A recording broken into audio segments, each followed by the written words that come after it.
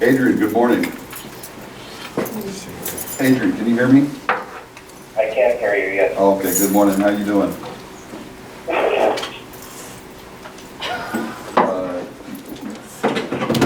Can you say hello again?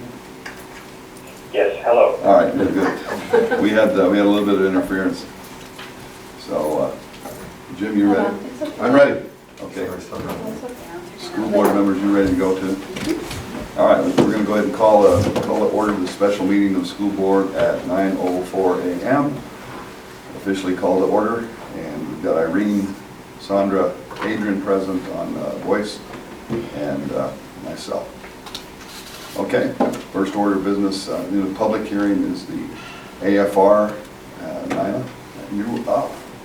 All that hard work. Oh boy, this will be a big relief after she gets done with Boy, you're this. not kidding. She's going on 2 weeks She's been working vacation. really hard. Good morning, everybody. The AFR, as you know, is due today, and it's already due after this is uploaded, if you'll approve it. So hopefully, I'm going to do a little short presentation on kind of the highlights of the AFR, and I did print out the slideshow because Lynn could not upload that this morning, and I apologize, but I didn't get it done until late last night. So, and Adrian, Lynn went out to email you the slideshow in case you wanted to follow through with us. So she's I do, and I appreciate that a lot. Thank you. okay. Yeah, she's going to email it to you right now. So you might be a little bit behind, but hopefully you'll get it very soon. So what I did is I just started, my slideshow kind of starts with page 1 of the AFR. Let's see if this works.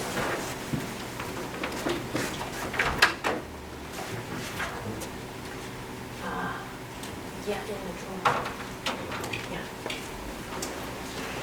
And of course, this is for the fiscal year that began July 1st, 2012 and ended June 30th, 2013. It does include an additional encumbrance period for 60 days after June 30th, 2013. So anything that was completed prior to June 30th or encumbered prior to that date and gets paid between July 1st and August 28th is also included in this period. The grants completion reports were due on 9/27, and they were all submitted. The AFR is due to the state via statute 15-904. It's due October 15th, and the board must take action to approve the AFR before submission can take place. And these are just guidelines from the Auditor General.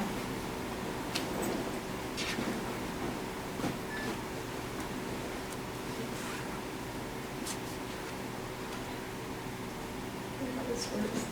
I have to start.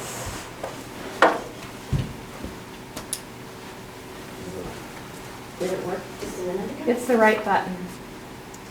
Oh, the right button? Uh-huh. Oh, okay. Thanks. Right as opposed to left, not right, well, not straight up. What is the AFR? Well, the AFR captures all of our expenditures, revenues, and transfers by fund for the year being reported. It's used to create the financial statements for the district prepared by the auditors. It reviews the financial health of the district. It makes the business office verify their coding, budgets, over and under expenditures, and etc. It also could identify potential problems or issues.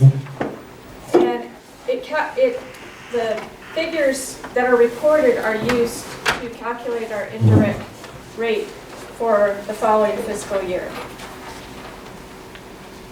Who uses the AFR? Well, we use it as a district. The bondholders use it. District auditors use it. Arizona Department of Education uses it. The Auditor's General Office and State Superintendent. So we're going to go into the highlights of the 2012-2013 AFR, beginning with the cover sheet. Cover sheet shows our total expenditures by levied funds. Number one, the maintenance and operation, of course, is our biggest fund, and the expenditures for that fund were almost 16 million. It's down 2%, just under 2% from last year. Classroom site funds are the 11, 12, and 13 funds, and expended out of there was about 726,000. That was up about 6% from last year, from the previous year. Unrestricted capital outlay spent 275,000, which was down just over 50% from the prior year. And soft capital fund spent about 155,000, and that was up like 900%. But Lana says that the soft capital cuts were practically restored from the prior year, and that's why that the district had so much money in there to spend.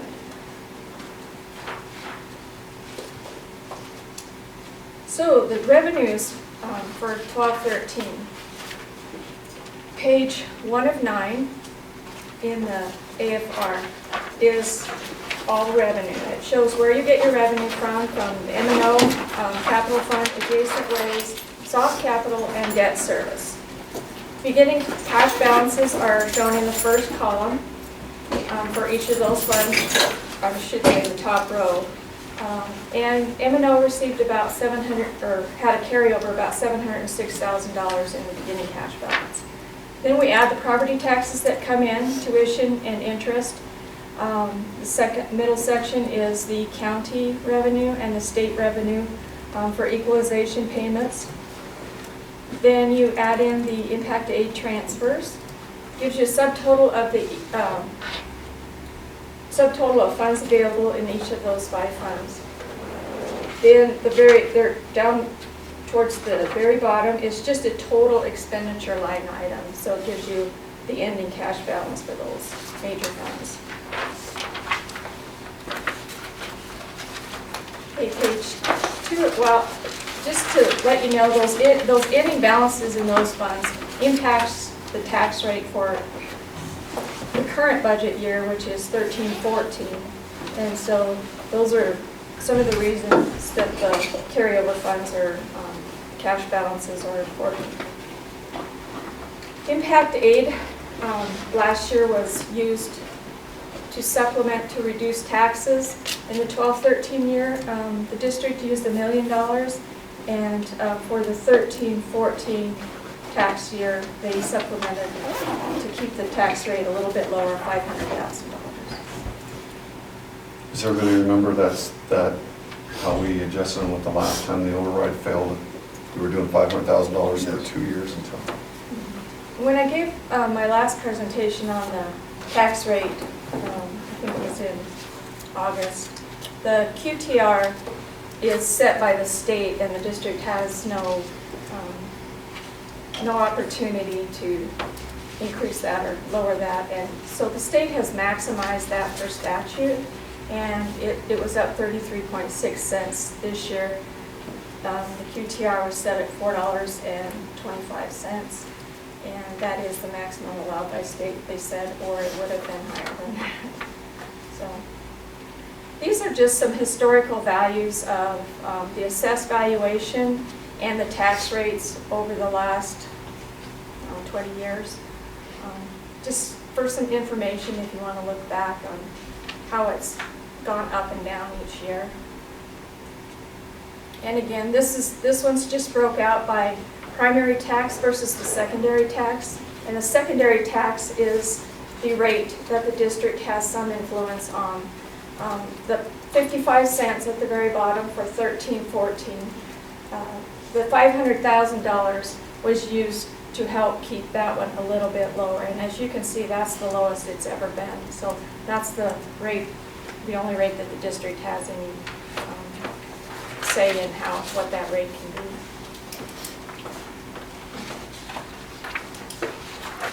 Okay, page 2 is all M&O or maintenance and operation fund. It's basically the district's general fund, and this one shows the budgeted versus the actual expenditures.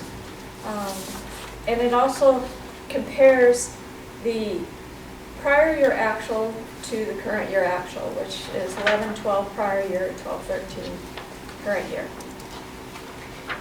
And on this one, I'm only going to go over some significant, just kind of some highlights on this. There was an overall decrease in expenditures of 2%.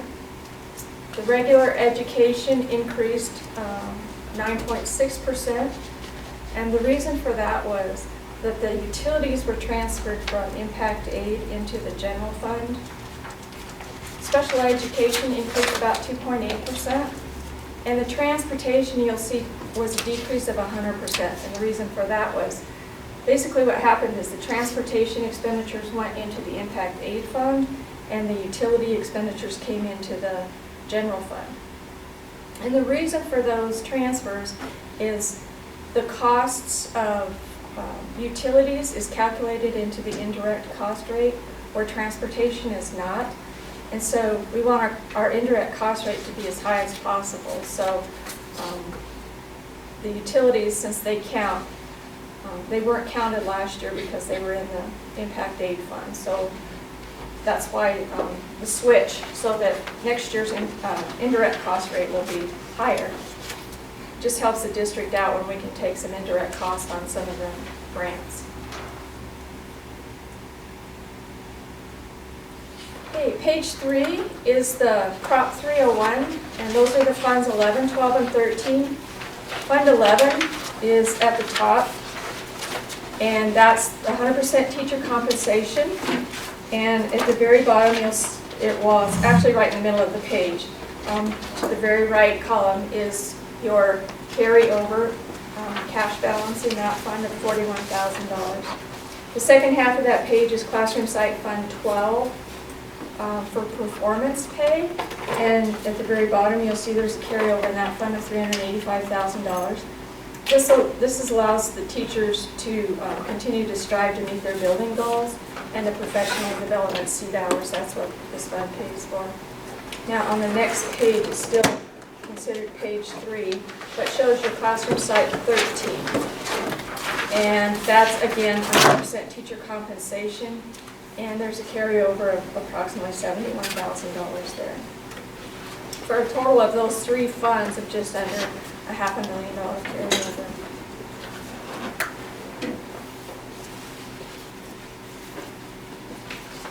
Okay, page 4 shows the unrestricted capital outlay, which was Fund 610. This fund had a decrease in total expenditures of almost 51%. And the carryover, and there's only carryover left. This is one of the funds that the state decided to, the soft capital and the hard capital, they decided to get rid of these 2 funds, and now we have the DAA instead of the capital fund, and that's the district additional assistance. So this is basically the last year. We have a little bit of carryover for it.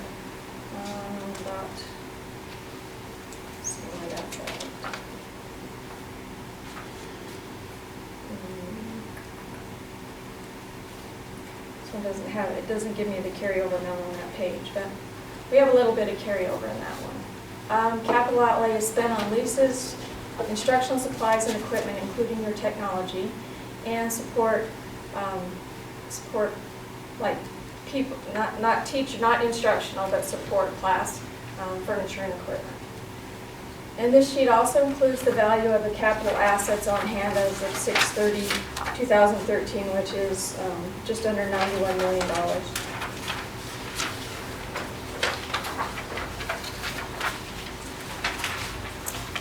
Okay, page 5 is your special projects, federal and state funds. This includes your entitlements such as Title I, Title II, and 6B, your competitive grants such as your 21st Century, includes the E-rate, money, Medicaid, reimbursements, impact aid, and state grants at the bottom, such as your Voc Ed your safety and security grant for your SRO, and carryover, and you can carry over some of the grants such as Medicaid and Impact Aid and a few of the competitive grants, but not very many of those. And there's a ending fund balance in all of those grants at $3,242,000. And most of that, of course, is your Impact Aid.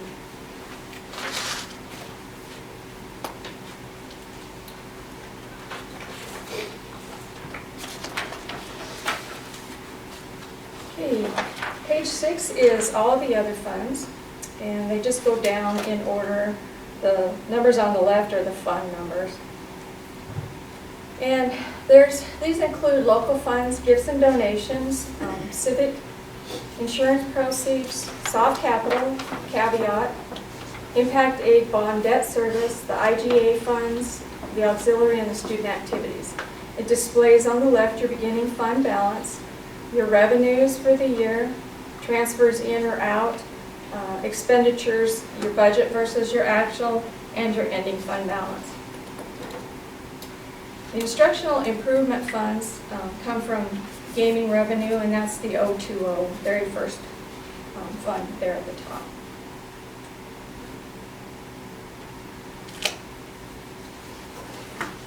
And over on the right, that kind of gives you a summary of that, of the instructional improvement. Your total expenditures, budget was $184,000, and your actual was $116,000. So why did we not spend all of it? That one you're allowed to carry over, and you get money in each year. So I believe that fund is you kind of budget what you got last year, so that, because you never know how much that's going to go up or down. So if you budget what you received last year, and then spend that money, then you'll always have your carry forward balance of your current year revenues. And when it says instructional improvement, is that primarily intervention and various things like that? Or It's teacher. You can spend it for teacher compensation increases, which you spent none on. You can spend it for class size reduction, which you spent none on. Dropout prevention programs is where you spend Oh, I'm sorry. all of your money there on the right. I'm sorry, I didn't see it on the And right. so yeah, it's all dropout prevention programs. Gotcha. So, one more question. Why would we hold on to that much money? That's more than what we received in 1 year. Your actual revenue was $115,000. Right. And your actual expenditures were almost $117,000. So you did really expend what you brought in for the year. But your actual carryover is $229,000. So, you know, if you have more programs that you'd like to use, I'm sure with the instructional Like improvement what program. our kindergarten support, would that come out of that fund, or would that come out of that? I don't believe you can put salaries and benefits in there, but I can check on that, Sandra. I'm not 100% positive on that. I'll check on that and get back with you.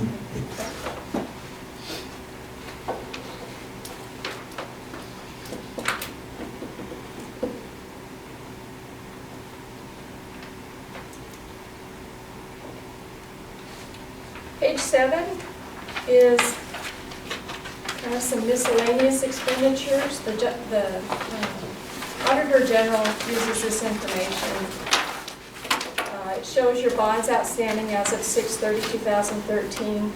Shows what the assessed valuation and the tax rates are.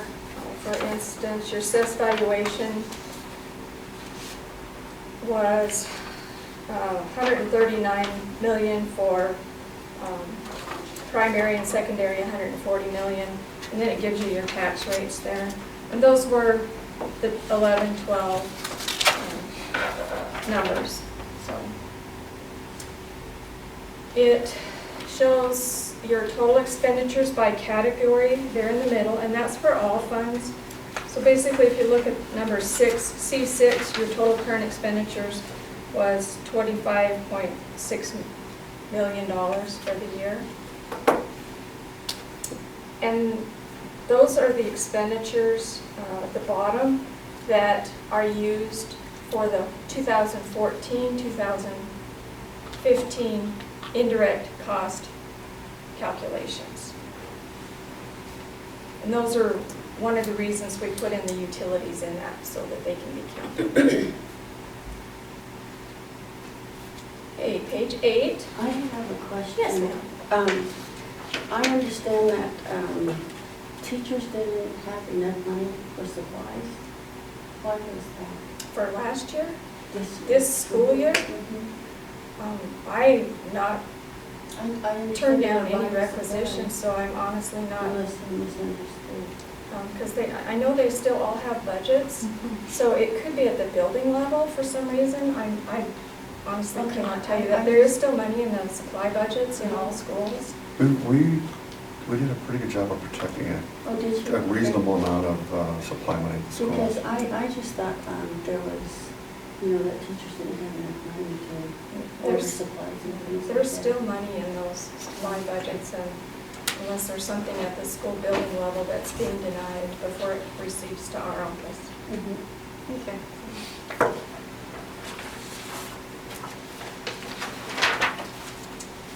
Okay, page 8 is special education, gifted, and tuition. And at the very top, you'll notice that there were 380 students identified as gifted students, and that was up from last year, 368. We spent less in the program code 200 for special education than we budgeted. That's on the bottom left-hand side.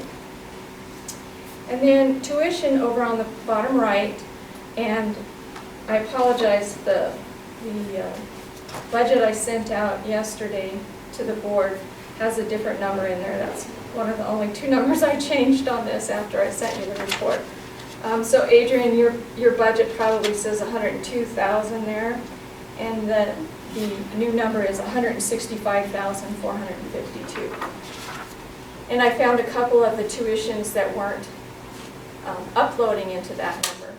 That tuition comes from or is paid to the Arizona School of the Deaf and Blind, the Coconino County Community College dual enrollment for high school kids, and paid to Scottsdale Unified for the online tuition. I'd like to ask Jim a question. Jim, how are we serving our gifted students in the classroom? Well, at the elementary levels, we're not doing a bang-up job. We need to do more down there. We're trying to, Susan's working on a plan to try to do more down there. Mhm. At the middle school and high school, we have honors classes. At the high school, we have AP classes. Mhm. Of course, we have an AVID program that's trying to And, help with more kids being prepared to do that. how about gifted? Well, it's not gifted, but it's trying to identify more kids and I won't say push, but support more kids for advanced placement classes. But the question's about gifted. Okay, it's not gifted. It's not gifted. But they're involved. Everyone's involved in that. Everyone's involved in that. No, not everyone, but the ones that are recommended are probably gifted for. No, activities. no, No. No? no. Is It's it not just as right. across the board for everybody? AVID identifies those kids who have potential Mhm. but aren't achieving at that level, Oh, okay. and so it's trying to support those. But mostly, we have AP and honors classes at the middle school, high school. You're gonna say something? And we currently in the after-school program are offering 6 enrichment type courses for gifted students of gifted and talented. And part of the RTI model that we're working on developing for the buildings also includes the identification and plans to provide enrichment every day in education for those students. So, but if that's a process, Yeah. it's not, RTI is not just for our lower Yeah. children, it's for I everyone. understand. But we have nothing.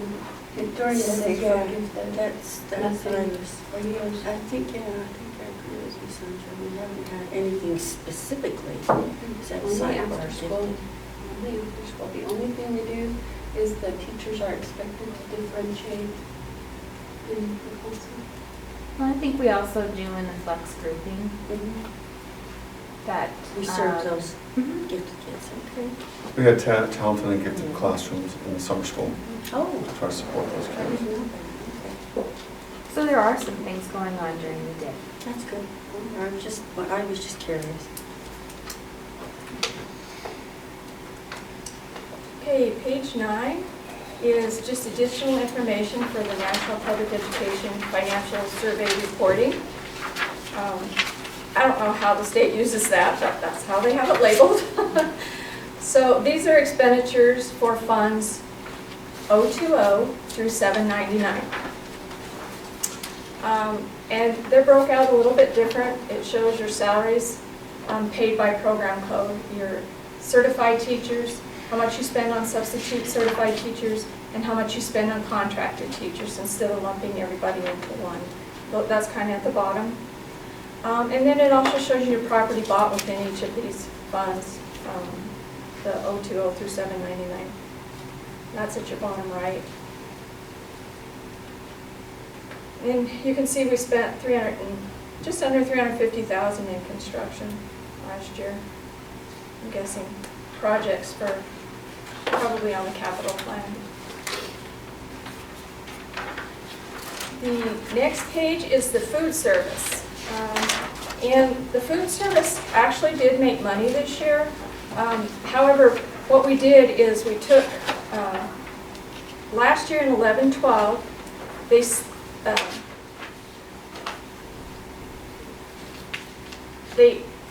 the food service had a large, from my understanding, a large surplus.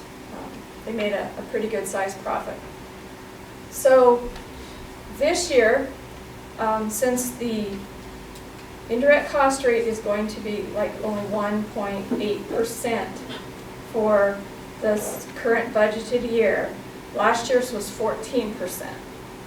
So we maximized the 14% indirect cost and took out the full $130,000. So it doesn't look as good as it could have. But it's also helping the district pay back apparently 3 or 4 years ago, the district supplemented that with a couple $100,000. And so that's recouping some of those costs. And it's allowing for not being able to take much for this current budget year for indirect cost rates. It's kind of helping catch up. They also paid all of the, there was enough money in there to pay the $50,000+ that they used to put in 2 new walk-in coolers at a couple of the different schools. So actually I think that's pretty good for all those expenditures. So, and like I said, we actually increased the indirect by $18,000 just to recoup some of those costs. So, capital funds from the 16, like I said, covered all the expenditures of the walk-ins, and the ending balance is still $213,000. Now, that is down 37% from the previous year, but they're also only allowed, food services also only allowed to carry over up to 3 months worth of expenditures. So you have to be careful not getting that balance too high. Reimbursable meals were down 42,000, and that's due to the decreased enrollment, and they still made that profit. So, and prices were unchanged from the previous year. Okay, question. Yes. So just decreased enrollment, it's not because our population is doing better? I mean, That I don't know. no, I'm just wondering Yeah. because if, you know. There was quite a bit of decreased enrollment from the previous year to last year. Right now, our free and reduced lunch numbers are down this year as compared to last year. Is Yeah. that because we didn't pursue them as aggressively, or is? I'll probably know more in a couple of weeks because we are trying to go after and figure that out. We're starting to make Or are contact. people actually making more money? I mean, that would be exciting. Maybe. I'm curious as to what factors contributed to the how well the food services did as opposed to in previous years? I think part of it is honestly, from what I've seen, I think you have a very good manager over there. We do. She's very good with watching budget, controlling expenditures, controlling waste, and getting as many people served as possible. And different opportunities to increase the counts in different ways, like the a la carte. The a la carte is actually, the revenues from the a la carte is actually up. So that was one of the ways to generate more revenue from a la carte, and the snacks were way up.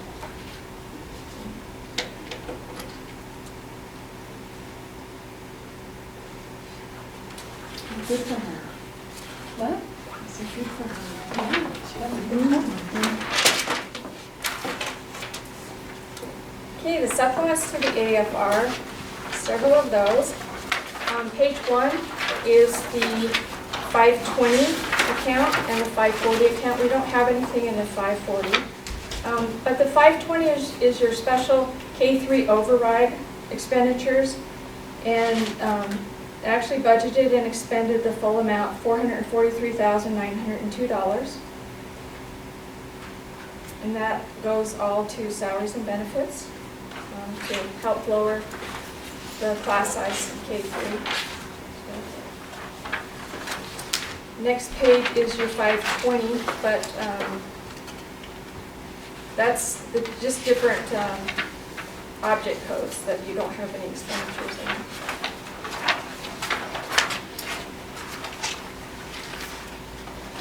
Like I said, the 520 pays for extra teachers. It pays for reading specialists in the K-3, your teachers and your extra paras to help those early years in reading and keep the classes a little bit smaller. Page 3 is ELL funding for 071 and 072. And this was not funded in the 12-13 fiscal year, so the $500 that you see on this was a carryover from actually 10-11. Now I have applied to carry that over into the current budget year 13-14, and it was approved, so that will go into this year's grant and be expended as part of this year's grant. It's not much, but $500. And 071 is for ELL funding to support laws affecting ELL students. So it's sorry about that. Okay. Classroom site fund for 12-13 is the next 2 pages. That's the narrative results, details. It details the number of FTEs that were paid out of the Prop 301 funds in 11, 12, and 13 funds. Describes briefly the results of the goals set by the district. That's in Fund 12, your performance pay fund. And it briefly describes the amount of money spent in Fund 13 and under which menu item. Fund 13 has several menu items that you can spend money in. That's the second page of that report. And it was all spent by this district into teacher compensation increases.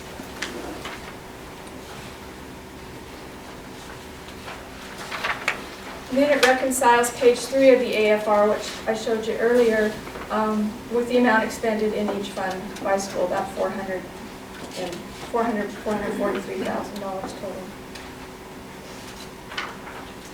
And what were, review again, what were some of the things that were done in the teacher compensation increases?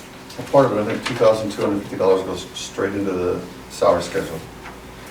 I'm trying to think of what we pay for out of 013 that doesn't, I think Sharon Woodard's position might be paid out of 013. And then performance pay, we have a district performance-based pay committee.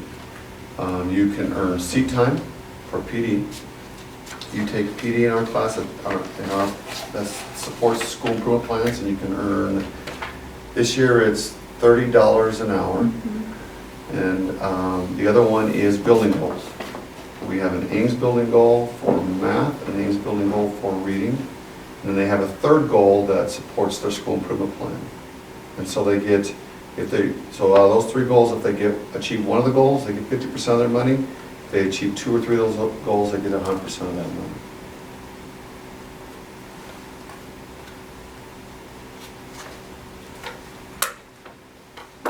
Okay, the final couple of pages, final long page is just a breakout by school of what we have coded down to the school level.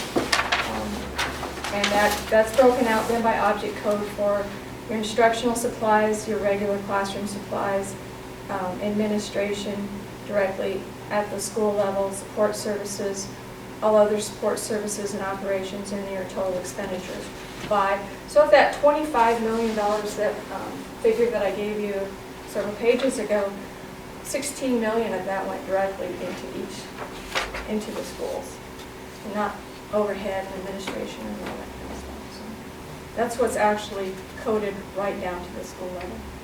And then the very final page is the short little page, and it is just kind of a overall summary of all revenues, expenditures, budget, and ending fund balances for all of the funds. Kind of summarizes the whole report by fund.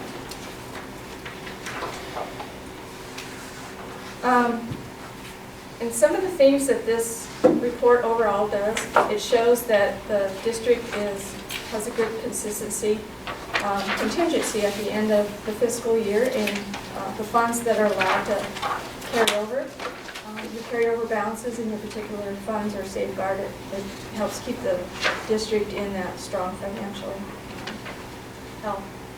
And we have prepaid some accounts.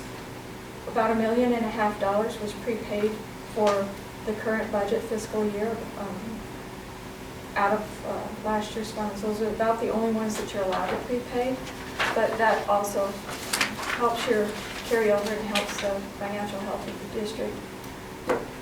State and federal funds, of course, we're trying to keep up with sequestration and how that's going to affect our federal funding. And with the government shutdown, who knows after they get back. Our goal is to never turn back any money. We haven't achieved that 100%, but I will work on that. I don't like to turn back money, even $500, the one fund. Utilities is part of the energy, there's part of an energy management plan in place, and it's part of the capital plan. The capital plan is a 3-year plan, and I began meeting with Jim and Chris on keeping that updated and what really needs to be done and getting that updated. And salaries and benefits, sounds like they've done pretty good in the past, and the district's fought hard to maintain the health coverage that they have for the employees and sustain the current salary schedule that you all have. So when I look at this, I think the district's in very good shape. Remember, part of our plan was we were going to have to dip into our contingency over the next 3 years, 4 years till we get the bond paid off, and then we get that $2 million back at Impact. I have a question. What does adjacent ways mean? Adjacent Ways is a fund that is it's kind of a construction type fund. It's only allowed to be used for construction projects like for sidewalks that are adjacent to schools, parking lots, some kind of thing. I think it's property actually owned by the city, or I'm not sure on that one, but it's like for sidewalks and Emergency entrances. things like Some that. of that money when we redid the blacktop? parking lot. Yeah, okay. Remember we did Right, the for the whole emergency. plan, and then there was a plan to That's do, right. to do Lakeview, but we voted as a board not to do it yet until we had the money to increase. Okay. I don't think we're actually collecting adjacent ways this year. No. We decided not to because of the increase in the property taxes. So that's the AFR in a nutshell. Is there any other questions? Well, thank you, Nana. I know you've worked, you was here till 9 or 10 last night finishing that thing up. I've got a quick question. Yes. The version of the report that I have does not have the adjustments that you mentioned. Oh, okay. Yes. Yeah. Will that be sent out to us? It was emailed this morning. Well, I did not have that attachment, Adrian, but I will send it to Lynn as soon as I get back to my office, and I'll have her send it out. I think, yeah, I made 2 adjustments on the numbers, and one was just a line adjustment. I had it in the wrong line item on food service page. So I just moved it up too long, so it didn't change the number, but the tuition dollar amount was not in there. So I will upload this current report that the board members here have today and send it to Lynn after the meeting, and she can send it to you. That's Okay, it. Lynn, is that going to be uploaded to the agenda, or is it going to just be sent out as an email? I'll have to email it because Board Docs has implemented a restriction now that follows the 24-hour rule. I cannot upload anything into Board Docs if I do not have it 24 hours prior to the board meeting. Did you hear that, Adrian? So how are we I gonna, did, so I'll just look for an email, thank you. Okay. Yeah. And it didn't change any of the bottom line figures, the expenditures or anything. It was just where it was pulling figures from in different categories, so. But I will get that emailed to Lynn so she can email it to you, Adrian. Any other questions on that? I have one more presentation on the overrides. You ready for that?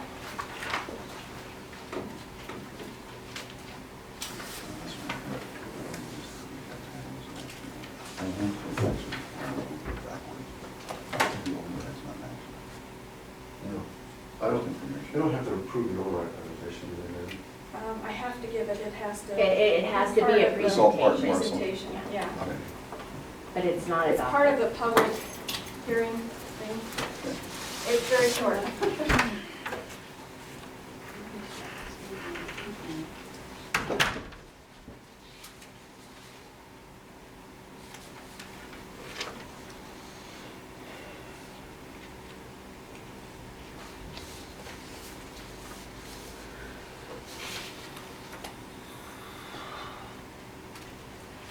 Okay, if you'll recall, you have 2 overrides currently.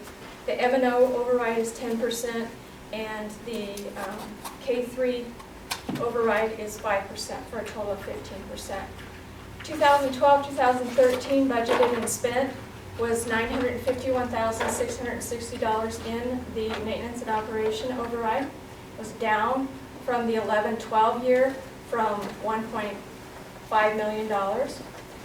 And that was due to the failure of the renewal in November 2011 election and the November 2012 election, where the override failed to renew. It's phased out in years 6 and 7, and at 1/3 the amount per year. What was M&O spent on? It was spent on music, art, PE, and computer programs, disciplinary intervention services, gifted services, staff development, 430 bus routes, high school and middle school athletics and activities, student support programs, summer school, counseling, and grant writing services. The K3 special program override 5%, budgeted and spent was the $443,000 in 12-13. Those provided positions to support the intensive K3 reading intervention programs, the paras, the extra reading teachers that are a critical foundation for all learning in those kids. Maintain class sizes in the K3 at a lower level, and provide K3 instructional programs that effectively meet the needs of the district students. For what does those overrides look like for funding in the future? For budget year 13-14, the M&O 10% is in year 7. The amount has been reduced another third to $465,000 for the current budget year. The K3 5% override is still at full funding at $448,000 for the current budget year. Budget year 14-15, the M&O override is done and gone, and there'll be no more funding for that. And the K3 5% override will be in year 6, reduced by 1/3 to $310,000. Budget year 15-16, again, the M&O will be no funding, And the K-3 will be in its final year 7, and reduced to $155,000. After 15-16, that, there'll be no overrides and no extra funding in those overrides. So that's the overrides in a nutshell. Do you have any questions on those? And is there a possibility of getting a breakout of the M&O The M&O, well, expenditures? yes, Just to break out on by program? I will give that to you. It's my 520, so, yeah, I'll can send that out to you also. All right. I've led you astray once again.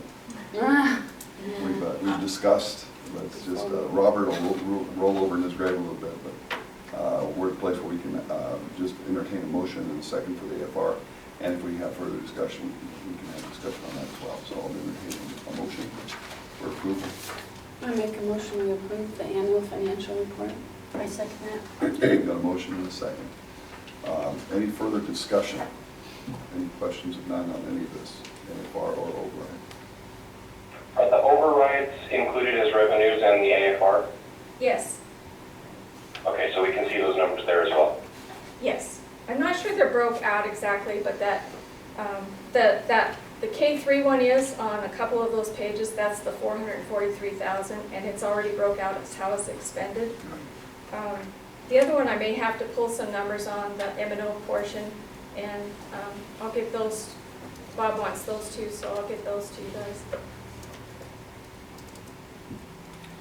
Thank you. Any further questions? Good. Just a statement. Go. Thank you for all your work. You're welcome. Thank you guys. And we'll say it, All the hard work. Thanks. I know it wasn't just last night that you were up. As a matter of fact, we might be willing this spring for maybe a pedicure and full spa day somewhere. I think that's a gift of public funds. You'll have to find some funds though. I have just one more question. So after this will be all your stuff, right? Yes. Not. And it'll be easier to explain because hopefully y'all know more about why we're doing what we're doing. No, really great job. Thank you. Thank you so much. Thanks. All right, we do have a motion, we have a second. All in favor, say aye. Aye. All opposed? Aye. All right, motion passes unanimously. That is the end of this particular adjournment, except for our favorite part of every meeting. I'll entertain a motion for that. Make a motion to adjourn public hearing. I second that. We've got a motion and a second. All in favor, say aye. Aye. Aye. Aye. All right. All right, so the AFR is adopted. You can proceed. Thank you very much. Mail it out. Thank you so much. Appreciate it. Put your feet up for a minute. Thanks, guys. Okay, good. All right, if anyone needs a real short break, let's take like a couple minutes, just to get up, stretch a bit, grab something to drink. Some drinks. Bob, if you would, Yes. would you let me know when we're back? Yes, I Let's certainly get ready. will. We're just gonna take a real short break.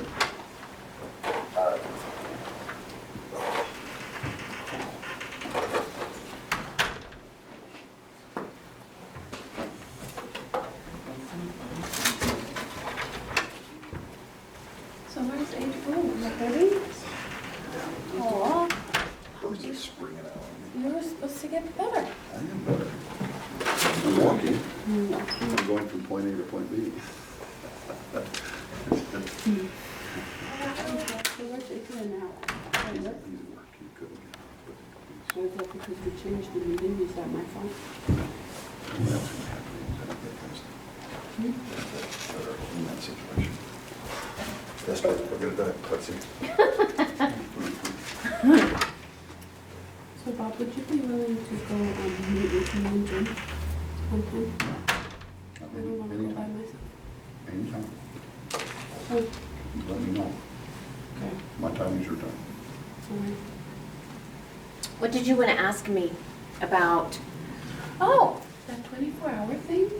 So how are we gonna, like, any presentation that comes before the board? Because I always like to have these presentations. They're gonna How have- are you gonna deal with them? They're gonna have to get better about getting it to me. It's always been a request that I have it by Friday by the time it's posted. That never happened. Right. Now they have to. Otherwise, what are we gonna do? Just cancel the presentation? That's up to the board. But I do think that, this change just happened. And like, when Nina emailed to me, she made the override presentation is in board docs, but she made a small change to it. So she emailed it to me this morning along with the presentation for the AFR. And it changes. I tried to change out the old with the new. I'm totally locked. Oh my. Yeah. And so I emailed it to each of you this morning, and then I'll email what she sends me also that she was talking about with Adrian. I'll email that to you as well, so you'll have it. To get around that, could you do like an amended meeting and call it another meeting, even though it's not a meeting? What's a 24-hour issue, right? But yeah, No, right, but like we have. you can't amend within 24 hours. No, okay, no, I'm not talking about, you know how you did a meeting for all our stuff? You know, like it's put into board docs as a meeting, even though it's not. I a can meeting. copy, I could do a copy, but ideally, the idea would be to get everybody just to be a little more prepared. Yeah. Okay. But I Sorry can't. about mine. Seriously, I had these people show up this weekend when I was gonna do all this. These people from Austria showed up at my door going, hello, over here. And I'm like, great. Threw all my plans out of the window. And everybody will see, that's another thing too. The paper copy of the evaluation has Sandra's input, but what's uploaded in board docs does not. And then I just sent you another one because of that. I don't Page know- 2. Yeah, I don't know if I didn't save it or if I closed the document or I don't know what I did, so it's back now. I sent it to you again. Sorry. And yeah, so. But my weekend was very crazy. I usually never get visitors from Austria. Especially not unannounced visitors. And Nina, you know, She's great, she knows about this 24-hour thing. She unfortunately was one of the Oh, but victim. that's really a new thing, huh? Yeah, yeah. Adrian, are you there? And like her board report, I Adrian? didn't know if it All right, was we're the getting ready system to or what start it here. was, but you know, like her board report, and I emailed it to you guys saying that was my fault. I didn't see it, but I couldn't upload that either. But it was after the fact when I saw it. But I thought, okay, something's going on with the system. I didn't realize what was going on, and then this morning when it happened again, I called. Do we need to revisit that? Wedding was awesome. It turned out really good. After all the hectic changes, it was, We were gonna It revisit was- after it's a year much how we better. like board docs whether or and not. I just stayed out of the way. Is it a one-year contract or 3 years? I'm sure you know how that Yes. It's yearly. is. I did a pretty good job of doing what I was told. Oh, what did you? And I think it's Oh, actually good. mostly just getting It the does house ready. prevent, there's Rehearsal never dinner a at our house question on Friday about night. what was in there And and then what was wedding presented Saturday. at a No, that's meeting smart. and what. No, it is smart. I mean, that is a good thing, so I can't even really complain about it. Before you were Or going the over ADE presentation coming up and, I'll check. you're just, There- they're just. there should be people are one assuming that attached, but you let me didn't check with switch anything Lynn. out, that you Oh, didn't no, do that's, anything. no, that's good. That's a good This thing. way. Let's go ahead and get started. Well, that's What good. I'm thinking though is with the stuff that happened, is that I download the documents onto my, Let's go ahead and get started. Lynn, Adrian was asking if there was an attachment to the presentation from ADE on, I do not have anything at this time, but I can speak to these gentlemen before they leave and see if I can get copy. copy. Yeah, or- that's no problem. I mean, it's on your jump drive now, so you're more than welcome to keep the files. Okay, but it'll, If there's an opportunity, if you could send that to me before they start their presentation. Can you get it from that computer? we'll try to get it done here.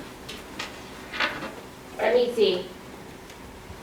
In fact, you know what, if you save those to that computer, then you take the jump drive out.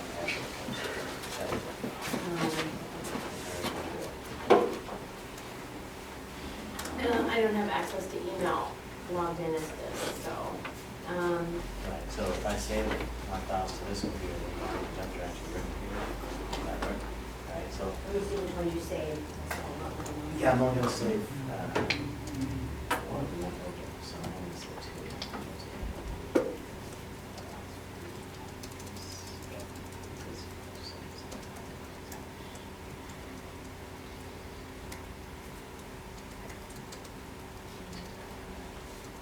You see the series of articles that Arizona Public's running on the dam, and Lake Powell, and various things, I think, all the issues, I don't know if they're. On the Republic? Yeah.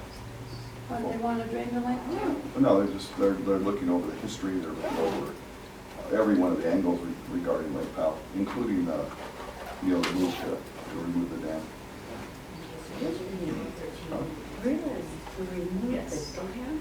Yeah, Oh, it's been going on for years. yeah. Because, people in Phoenix, they don't like drinking water. They don't like showering. No, let's put it in perspective. They don't like golf. Now that they would get up in arms. That's when you'd rile everybody up. Yeah. All the people in They Southern don't need California. water. Yeah, Southern California. Yeah. Las Vegas. None of those people need water.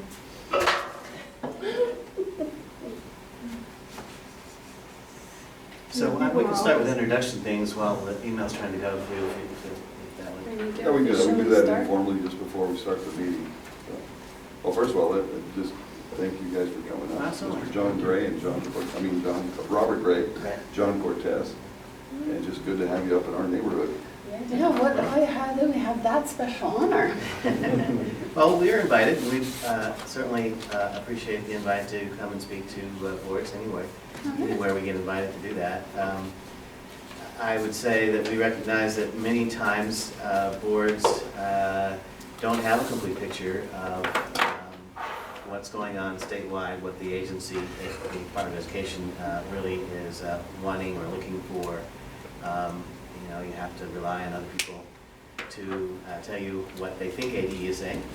And most of the time, that's very good, but like all of us, we like to hear sometimes straight from the horse's mouth, right? So I and John want to take the opportunity, we thank you for the opportunity to come and speak to you. I'm just going to share with you our perspective on, They've been emailed. okay, great, school improvement and perhaps how to think about where you are as a district. Certainly, it's your district, and you have complete control over that. But we're going to share some things with you that may or may not challenge you. But I think we all need sometimes a little push. I want to introduce myself, if I may, a little bit of background about myself, and then let John introduce himself, and then I'd like to have you all introduce yourselves so I have some idea of who I'm talking to here. I've been with the department for about 8 years now, been in education since 1985. Actually started down the road from Mr. Walker in Mesa. Started my teaching career there. Most of my career has been in middle school or junior high at the time. There were no middle school, it was really junior high and high school, taught English, and did 5 years in the Mesa Public School System, and then moved to Baltimore, Maryland to work on my master's in school administration, did a bunch of different things there. Ended up working for Sylvan Learning Systems, and they moved me out to California, and I actually became a principal of, interim principal of a middle school, and then a full-fledged principal of a K through 3 school, which was really interesting since all my background was secondary education, then suddenly be given pre-K through 3. What do I know about little kids? Is this a reward or a punishment? What did I do to deserve this? But that turned out to be actually a very valuable experience for me. I've come to appreciate elementary education in a way that I don't think I would have had I not actually become a principal of a small school like that. Then California just was a little too crazy for me. I was making really good money but couldn't afford to buy a decent house in a decent neighborhood at the time. So I decided to move back to Arizona. And did that in 2005.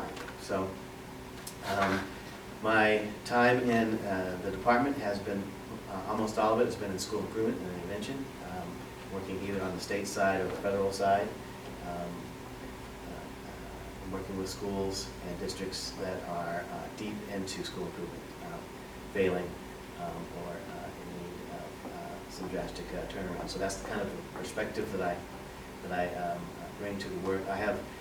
I developed over my years of experience in education before coming to the department an interest in something called 90-90-90 schools. Have you ever heard that phrase before? 90-90-90, it's a little outdated now, they don't use that term very much anymore, but these were schools that were outlier schools. When you look at the data, they don't seem to fit the pattern of what's going on in most other schools, and unfortunately, one of my presentations that I brought today won't open up on your computer. I had problems with mine, so I wasn't surprised it didn't open up on yours.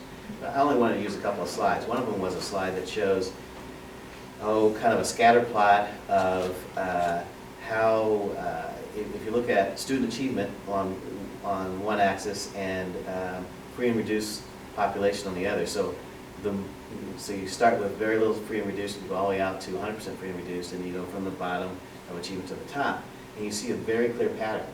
The more low-income students you have in your district, the more likely you to have lower scores. I mean, you just see this pattern that's pretty much like this. But there's always a few schools that break the pattern. They have the same kinds of students that all the other schools have that aren't doing so well, and yet they find ways to have them perform at levels far beyond what you would expect. And I've always been interested in that. How can we do better than anybody expects? So that's kind of the perspective in a nutshell that I'm going to bring to you today. But I'm very glad to be here, and I'm sure our time will be informative. And I do expect this to be a conversation. I didn't come here to do a monologue, so please feel free to stop and ask questions. Let's talk about things. Love your time, by the way. Thank you. Good morning, I'm John Cortez, and about 20 years ago, I was in the banking industry. And I worked also in charge of checking department, and I worked for American Express, and I was in charge of their processing, and overseeing billions of dollars worth of accounts. And my claim to fame there was... I'm having a little bit of trouble hearing. Oh, okay. And basically, the claim to fame there was basically being an efficiency expert, making things work with less money and better results in business. Then I got a little tired of that, making money. Basically just making money for the giant corporations, but I wasn't really getting the personal satisfaction. I once went to a school with a buddy of mine, and I saw these 3 Hispanic kids in the back of the room goofing off. And I thought, well, if these kids are going to get in gangs or drugs or some other vice, because they're sitting there and they can't understand what the teacher's saying, and the teacher can't communicate with them. And I was thinking of going into biomedical research.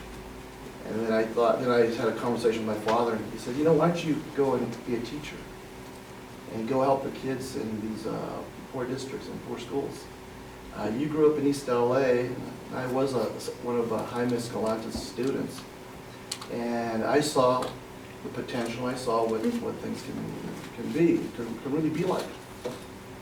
And when I thought about the men who were important in my life, they were my teachers, because as you can see, there's a lot of single parent homes out there. And so I got an education. I was an elementary teacher, and there's very few elementary male teachers. So I always had kids around me. Little girls sometimes clinging on my legs, and boys, and I'd have like these clubs after school, building model airplanes and cars. Kids just loved it, because they didn't have that kind of. Taught elementary, taught junior high. Well, my 4th graders, every year in the 4th grade, I got all my 4th graders into pre-algebra. And they said, if you can do that with our 4th graders, what can you do with our 8th graders? Because we're 20 out of 20 districts on one bottom total. So I figured maybe one day I'll go into administration, and so it'd be nice to have that cross, understanding of the different grade levels. So I taught 8th grade algebra, and we went from 19 in Phoenix to number 3 spot in 1 year. And yeah. Then after that, I taught high school, trigonometry, calculus, and I was also a science teacher.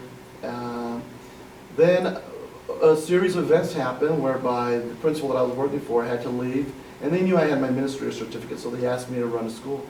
And I knew the school was heading into underperforming because we had high school students who couldn't tell time on an analog clock.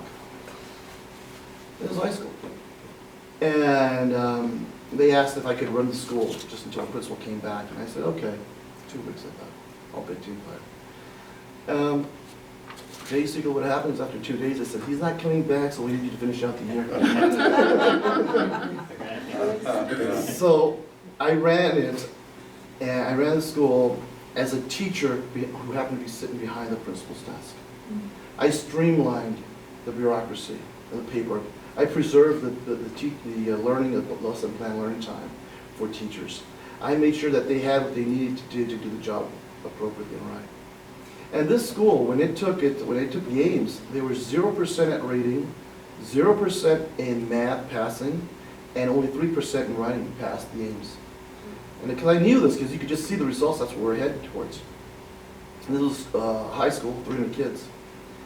So naturally, we were then labeled as underperforming. Now, mind you, I only picked up the school like in late March, so I didn't really have much to do with all that other stuff. I inherited it, okay?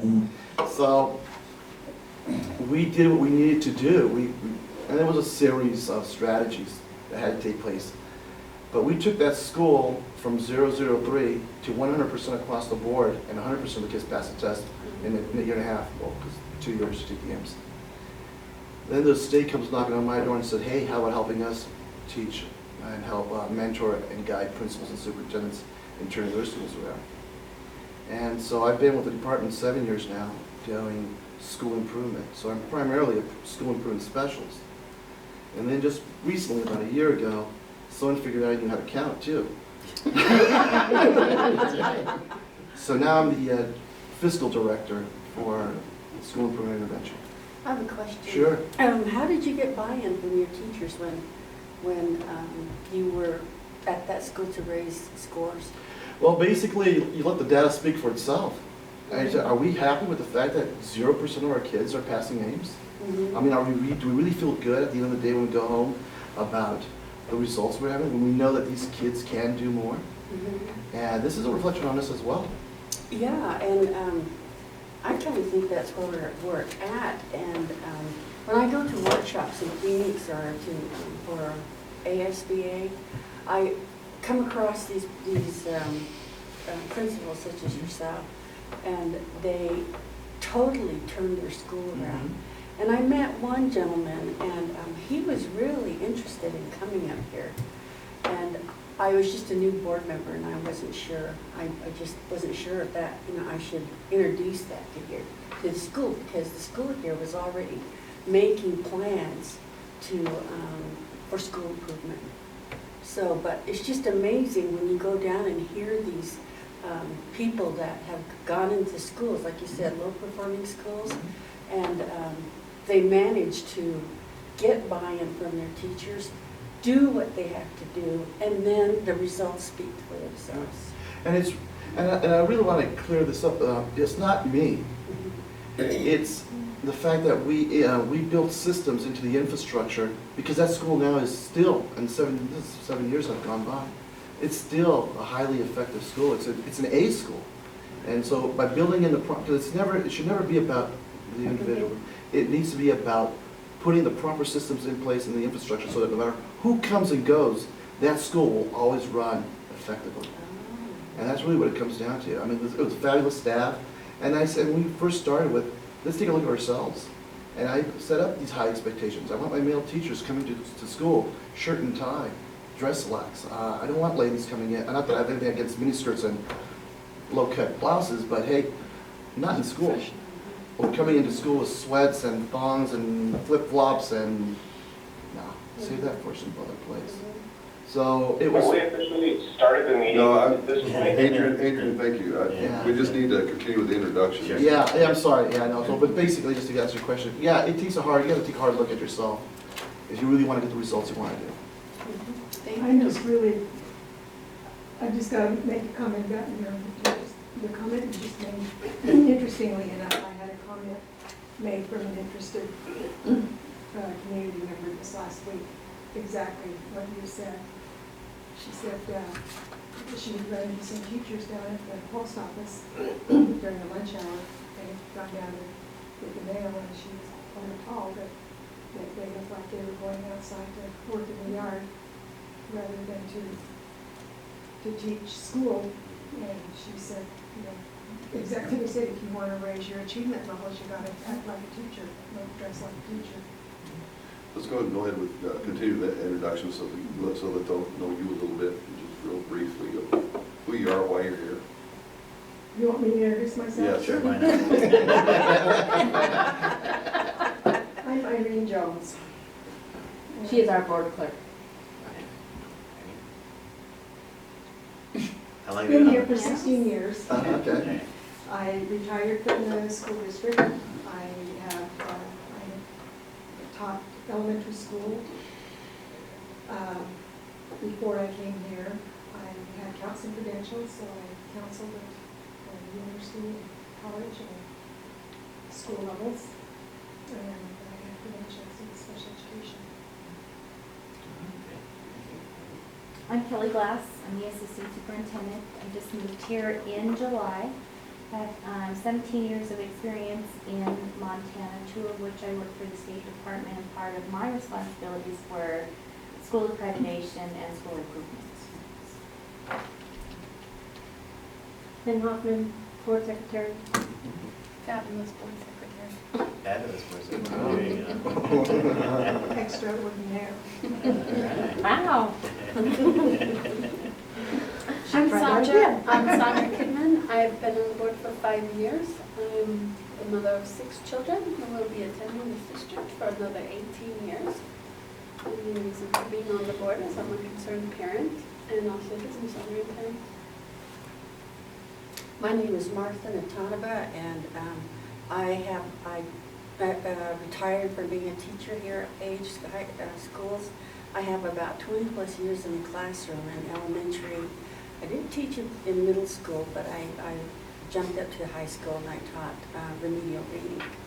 And I retired in 2010 and was retired for about 3 months, and the school approached me and asked me if I could fill in for a board member that had left. So that's how I came to be a board member. Then I ran for re-election, and this is where I'm at now. Jim Walker, superintendent. I was 17 years as a high school math teacher. I've been a middle school assistant principal, middle school principal, assistant superintendent, and superintendent here in Page. I'm Bob Candelaria. My wife and I got in town December 1st, 1975, and we brought 1 child with us, and we've run 4 children through the school district, and all are graduated from college and gainfully employed. With a smile on my face, I say that. And I worked for Salt River Project initially in the environmental field, and I became a manager in the 6 divisions at SRP, and then chose to leave that, go on pastoral staff at a church here in town. And with that, Adrian, you're there. Are you still there? I'm right here. All right, let us know who the voice is. All right. I am the Greenhorn board member.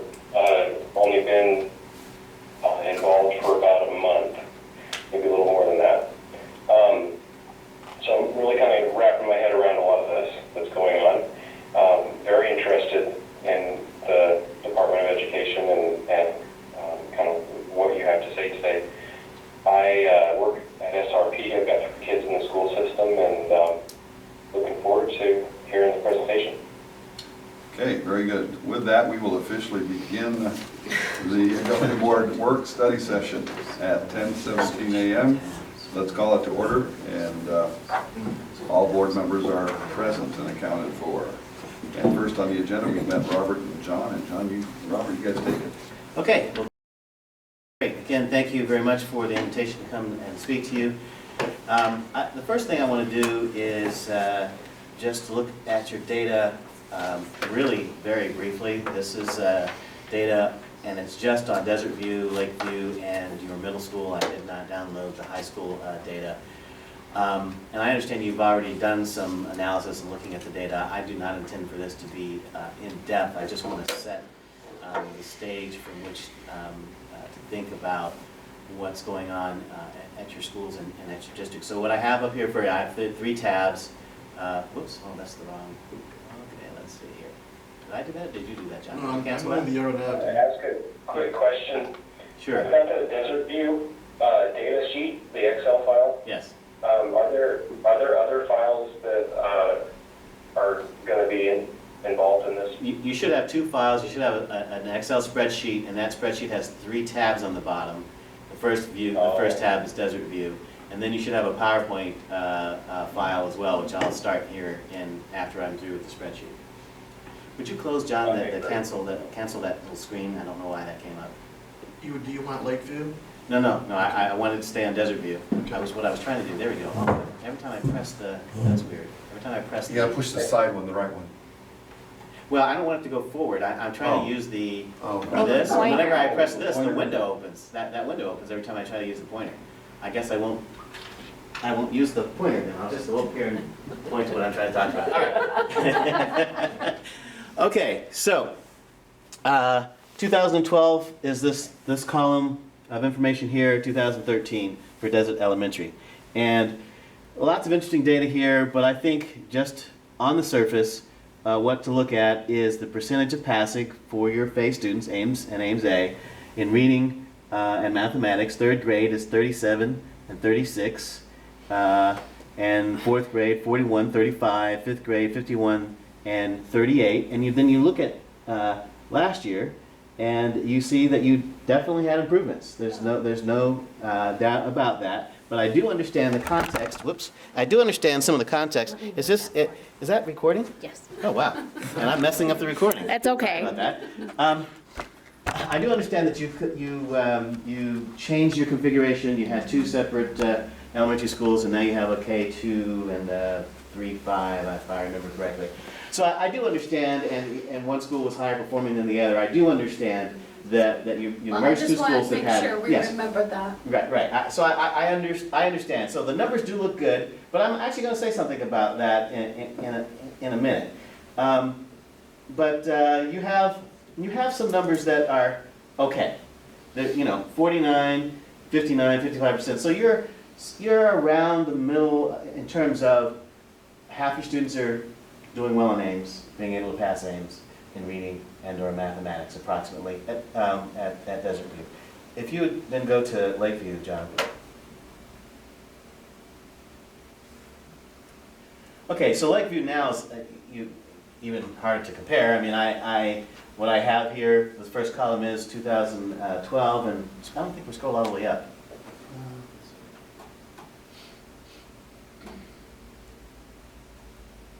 Right, but that we can see it. So you see your numbers for 2012 again, for reading and mathematics for 3rd, 4th, and 5th grade. You can't compare 2013 because now you have a different grade configuration there. But so I do understand, these numbers were higher, for 2012 for Lakeview than they were for Desert View. So you combine the 2 schools, so you would expect that the average would go up just based on that. Nothing else changed. You would expect the averages to go up because you had a higher performing school being combined there. But your numbers there are about the 70s, right? Except maybe mathematics there, that was kind of low for 5th grade there. But you're about the 60s, 70s in terms of the number of students, percentage of students who are actually passing the Ames test. Then if you go to the 3rd sheet, which I didn't change the name of, but that's your middle school data. And I just did want to point out that Yes. on an average, you're looking at 36.5. Right.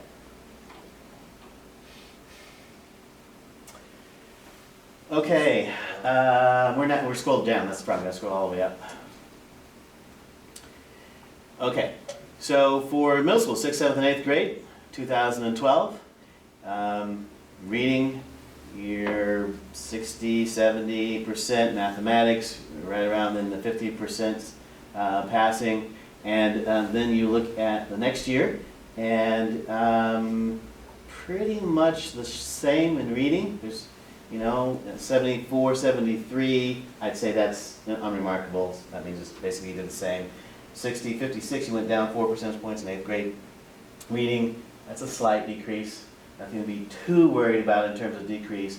And in mathematics, definitely a decrease in 6th grade from 54 to 46, a little bit up in 54 to 57 for 7th grade, 46 to 48 for 8th grade.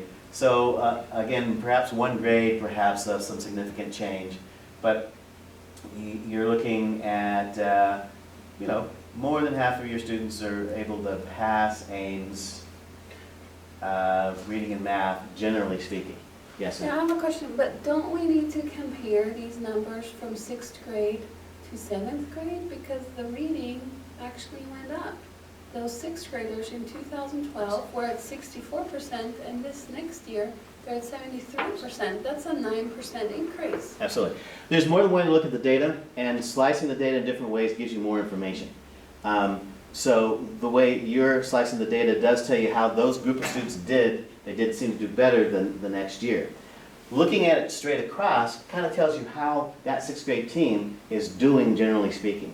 These are the kind of results that they're able to get. But what generally if they got a less performing grade? I mean, Yeah. So you have to, isn't it important to see how far they went from where they were at? Yes, it is. Okay. Yes, it is. Yes, it is. So I'm not discounting your Okay. thing. I'm just saying that, and I didn't want to really get into the Sorry. deep things. No. But yeah, and I'm actually glad that you're saying this because it means to me that you're thinking about this deeply, and boards need to think about their data Because deeply. to me, the way I look at it is these are numbers, but I'm interested in the actual students behind those numbers. Absolutely, absolutely. I am very glad to hear you say that. Because we cannot afford to lose, as part of the reason why I'm wearing this tie, you cannot afford to lose your perspective about what you are here for. We in education, and I include everybody, including myself in this, we in education are about helping children. Now, we have lots of things we have to do. There's paperwork, there are laws, there are things that have to be done, but the bottom line must be focused on how are our children doing. And each child is precious in and of him or herself. And we can't afford to be okay. So even if you have 90% passing rates, that means 10% are not doing well. You could pat yourself on the back and say, we're a great school and we don't have anything to worry about. But what about the 10% that aren't doing so well? So no matter what your numbers are, there are always some students to worry about. There are some students to think about. And that's really where I'm going here at this point. So your numbers are kind of middling numbers, if you will. 50, 60%. Okay, so you basically half your kids are able to pass reading and math on Ames, depending on what grade level you're looking at. There's some variation. What does that mean? How do you think about that? Your letter grades, I didn't scroll down at the bottom, I have your letter grades. Your 2 elementary schools have Ds, and your middle school is a C, and your high school is a C.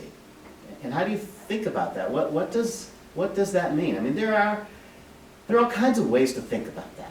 So and here's how I think about it. And as I said, I'm just going to share with you how I think about this. You can take it or leave it, okay?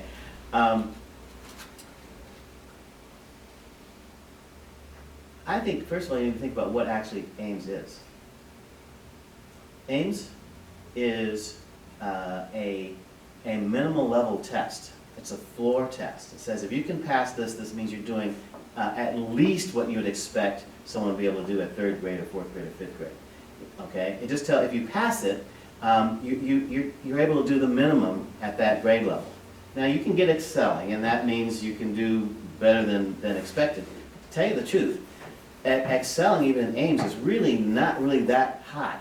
Those who excel in Ames are not necessarily ready for great, rigorous, high-level work just because you excel in Ames. That's really not the case. Okay? So you need to understand that. So that what that means is, if you're about half your kids are passing Ames, that means half your kids are just doing well enough to pass a basic reading and math test.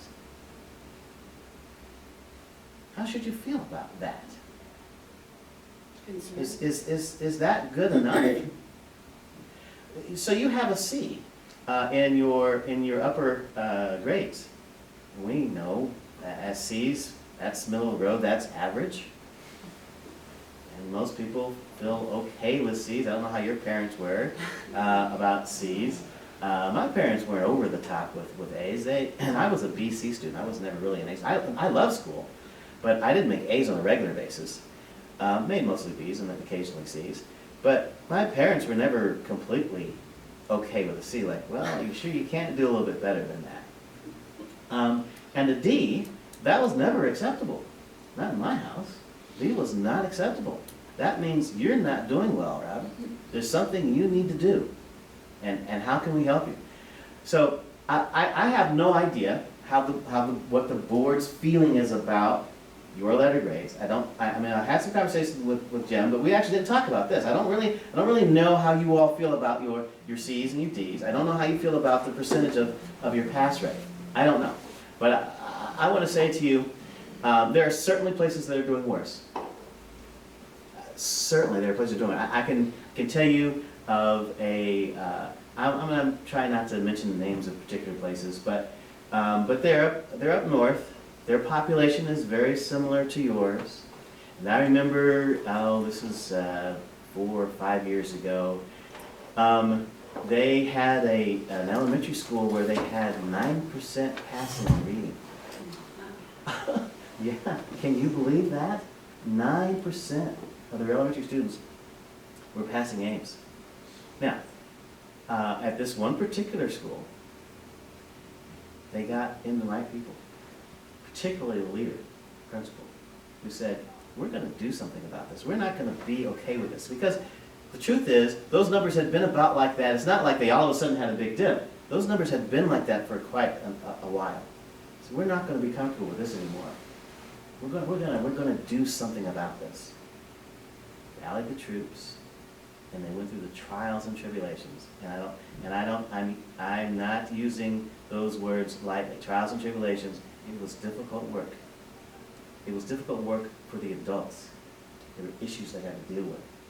There were teachers they had to deal with. They had to get themselves to a place where they were no longer comfortable allowing teachers to do certain things that had always been, the teacher down the hall never had that much control. Never challenged her students that much. And it was okay. Now it's not. No, we're all going to get together. We're all going to look at lesson plans. We're all going to talk to each other about how are your kids doing on your benchmarks, and let's talk about this. And let's compare. How did your kids do versus how did my kids do versus how did your kids do? Those are difficult conversations to have. They're uncomfortable, right? If my kids are all flunking the benchmark, and your kids are passing, and we sit down in a group and we're all looking at the numbers, the tendency is to feel like, well, I must be an idiot, or something's wrong with me, or you're attacking me. We take it personally, as if it means something, how our students are doing means something about me personally. Somehow I'm failing and I'm a failure. And to get past that so that you can actually have a professional discussion, an objective discussion, well, what is it that you're doing in your classroom that I could actually do? Where I'm willing then to maybe perhaps listen to what you're doing and how you're doing things differently. That's a hard place to get to, I'm going to tell you right now. It's easy to talk about. It is very difficult to get teachers to be willing to sit down in a room and openly share what they're doing and share the results of what they're doing and not be defensive and start blaming it, well, if you had the kids I had, you know Johnny's mother, you know Susie's family life, and they can go off into those excuse areas, which really doesn't bring the conversation forward. So, I'm actually getting a little ahead of myself here. So, look, you have numbers, and I want to suggest to you that. Excuse me, Robert, if I may. Yes, you may, please. Just to clarify something, when you take a look at that C, back when we were all in school, if you got an A, that meant that 90% and above is an A, right? Right. A B is 80% to 89. Right. However, that's not how that is scaled. So you can be a B school and only 65% of your kids are passing. Now I know for myself, if I got a 65 on a test, my teacher wouldn't give me a B. be a D. So, and of course, the label is a state label. It doesn't have much to do with the federal side of things, but I just wanted to put that proper perspective, is that if you look at a C, it's not really 60 to 70, or I'm sorry, 70 to 80%. That is correct, and that's an important perspective to have. And in fact, one of my messages to you today really is that labels should be taken with a grain of salt. In fact, they should not be your main focus. They really shouldn't be your main focus. If you can get a B and still have only 65% of your students passing Ames, and pat yourself on the back saying, we're a B school, that means you're okay with 35% of your students not being able to read or compute math at a basic level for their grade level. And I don't think we should any of us should be that okay with that. So listen, my job is all based around your labels, okay? And so it's a little bit counterintuitive, kind of goes against the grain of my work. I arrive at schools because they have a label. And it almost doesn't make sense for me to say to them, don't worry about the label. But the reason why I say that is that labels are inherently flawed. Testing is inherently flawed.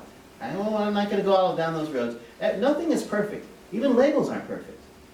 But here's something, and because they're not flawed, you shouldn't hang too much emphasis on them. What you should do is, how are our kids doing?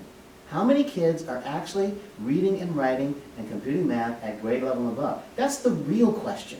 Not did we get a B or a C or a D, or whether we went up in the number of points or down in the number of points, but how are our kids doing? And in fact, if you can get your district to focus on, we're going to get many more kids reading, writing, and computing at grade level and above. That's our goal, to become a district where it doesn't matter where you come from, doesn't matter what your challenges are, if you stick with us long enough, you will be reading and writing and computing at grade level or better within a couple years of being with us. We can guarantee it. We've got the numbers to show that 90% of our kids, I really didn't explain 90-90-90 earlier. I mentioned it, but I didn't explain it. A 90-90-90 school is a school that has 90% of their students are of some minority makeup, 90% of them are low socioeconomic, usually measured by eligibility for free and reduced lunch. But 90% of those students at that school are reading, writing, and computing at grade level, however that's measured in these different districts and different states around the country. So they're outliers, because you don't expect schools with that kind of makeup to do that well. Most schools with that kind of makeup do poorly, okay? But there have always been some of these outliers. And the question is, what are they doing?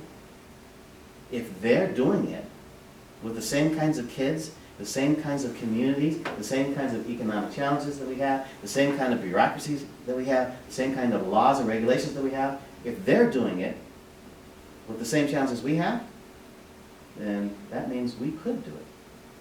The question is, do we want to do it? Will we go through the pains to get there? Because it is not easy to get there.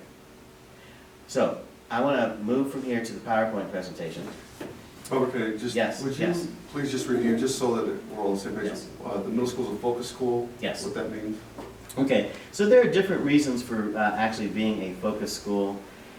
The label that the middle school has, they're in for your gap and your bottom 25%, and how they're doing compared to the top 25%. So if you're the gap in their growth, so you're looking at your bottom 25%. And what the feds are trying to do with the new focus labels is try to get schools and districts to focus on growth, not just on how many students actually pass, but how much growth. Kind of goes back to your, let's look at where they started. Okay, so if they started really low and you expect me to get them to pass, that's not necessarily so fair. But what if I made a lot of growth? They didn't pass, but look at this amazing growth. So you're giving credit for that, and also then looking at, then your bottom 25%, how are they growing? And if you're not growing your bottom 5% enough, then you can fall into a focus label. Okay? Now, Lakeview and Desert View were D schools this year. Right. Last year they were in restructuring. What does that mean for them? So, I'm glad you're asking these questions. What you need to understand about the state labels, that's the A to F, that's the grade levels, and Ds and Fs, that's always the concern. You cannot earn an F by the number of points you get. If a school got 0 on the points, they don't get an F. Okay? In order to get an F, you need 3 Ds consecutively in a row. Any school that gets a D 3 years in a row then qualifies for an F. So, now you could say your schools are on your way down. If nothing changes and you continue to get Ds, then your schools will be eligible for an F label. I say eligible because there's a built-in appeals process. Every school that could potentially get an F has to go through an appeals process before that label is actually given to them. But that's how a school earns an F, by having 3 Ds in a row. You know how Desert View was struggling for the restructuring, and we appealed, and you gave us a D label for Desert View. Is this D this year Desert View's first D, or is it their second D? We reset the clock, so it is. Oh, I thought you were saying their first D. Right, so Desert View was eligible for an F. They were eligible for an F back in the 11-12 year. I'm trying to make sure I get the numbers right, the 11-12 year, right? And we granted your appeal because of the restructuring that was going on there, and so that meant you started over. Okay. So we started the clock over. Okay. Is that a good or a bad thing? Well, depends on how you want to look at it. I mean, you know, so if it gives you time. When do you guys, I always hear people talk about the state is taking over that school. When does that happen, or is this the wrong question at the wrong time? It is not the wrong question, nor is it the wrong time as far as I'm concerned. First of all, people have different ideas about what takeover means. And Well, that from might my be a good perspective, thing. we don't take over schools. Now, some people say what we do is taking over school, but I wouldn't say that. To me, a takeover means we come in and run the school. Okay? We don't run schools. We really don't. We really don't have the statutory ability to actually run the school ourselves. Now, I don't want to get too deep into it, but there are some laws that would allow us to say somebody else is going to run the school. We could bring in an outside organization to run a school. That's never happened in the state. It's in law. It almost happened to Roosevelt. It's public knowledge. It's been Roosevelt almost 3 years ago, 4 years ago. But there's special circumstances you have to be in. We don't take over schools at all. And the state fiscal crisis actually kind of hobbled our state support system for schools that got Fs. Before 2009, we had a very robust program for F schools. We would come in and look at the principals and determine whether or not they needed to stay or go. Okay. We might allow the district to hire a principal, or we might say we've got a principal for you who we'd like, who we want to place there. We would assign a couple of teacher coaches to the failing school to come in. We say assign, actually, the district would hire them. We would supplement some of their pay. They became actual employees of the district, but they were there as coaches to support that school. And it would be a 2 or 3 year program. It changed over the years how long you're actually in. But when the state fiscal crisis happened, all of that money to do that sort of thing went away. Unfortunately, that means that an F label doesn't receive much support anymore from ADE. We just don't have the money from the state. Now, we've asked for money. We've asked for a good chunk of money for this upcoming legislative session. We'll see whether or not they agree that we should have some of our money restored to us. So I don't know what that will look like if we get the money. But what I'll say to you is that while the F label doesn't have some of the consequences it used to have, you don't run an F, okay? It's obviously for other reasons. You really don't want to go down that road, but I don't think you have to.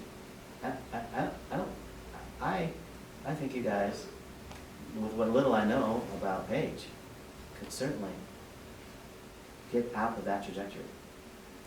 I really do, yes, sir. This might be, In the history of Page doing Ames testing, what's our best score ever?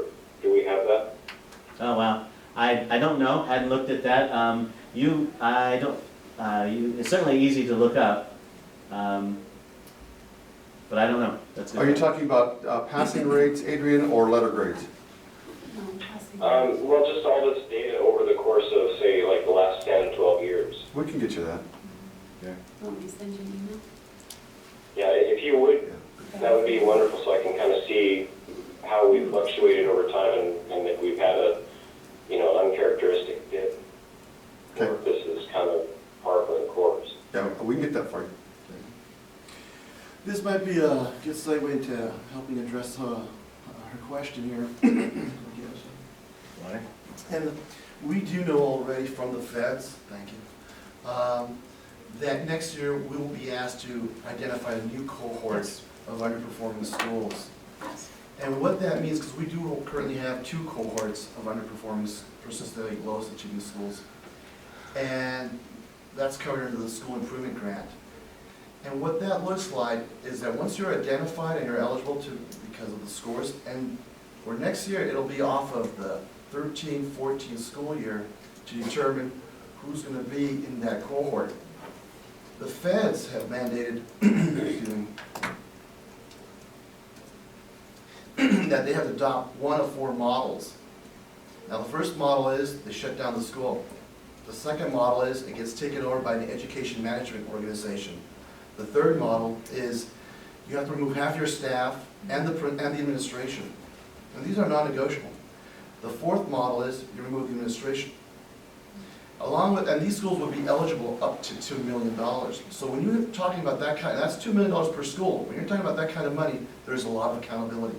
You will be visited by a school improvement specialist. You will be, there will be mandatory professional development in the areas of leadership, culture and climate, assessments, curriculum and instruction. Then you'll also have the fiscal piece to deal with. You'll have compliance monitoring reviews on the fiscal side to ensure that all these things are happening. And these models are very intensive. One-day visit looks something like this. The specialist comes out, sometimes in cases two individuals come out. They interview the LEA administration. Then they spend another hour interviewing the site administration. They interview all the teachers. They visit every classroom, and they have they use a modified T4S document. They collect all this data to make sure that you're implementing your school improvement plan with fidelity. Yes? So who decides which model we use? The district will decide. You get to- Yeah, the board, I yeah. mean, when you said sometimes you get rid of half the teachers or you get rid of just the administration, who decides which model? The district will decide which model, which the government. And when you say the district, are you saying the board? Or are you saying, Well, hopefully there's a collaboration between the administration and the board. but well, I mean, I can hardly see the administration saying, well, we're gonna get rid of ourselves. So, I mean, Well, I'm just sometimes, wondering who is in charge well, of that. here's the situation, if you decide to go, and each one of these models has a name. If you go with a turnaround model, then that one specifically, because you'll say, we'll ask you, which model you go with? And then you'll reply, we'll go with turnaround. Well, turnaround means 50% of your staff is gone, and your administration. If you say we're gonna go with a transformation, well, then it's the administration.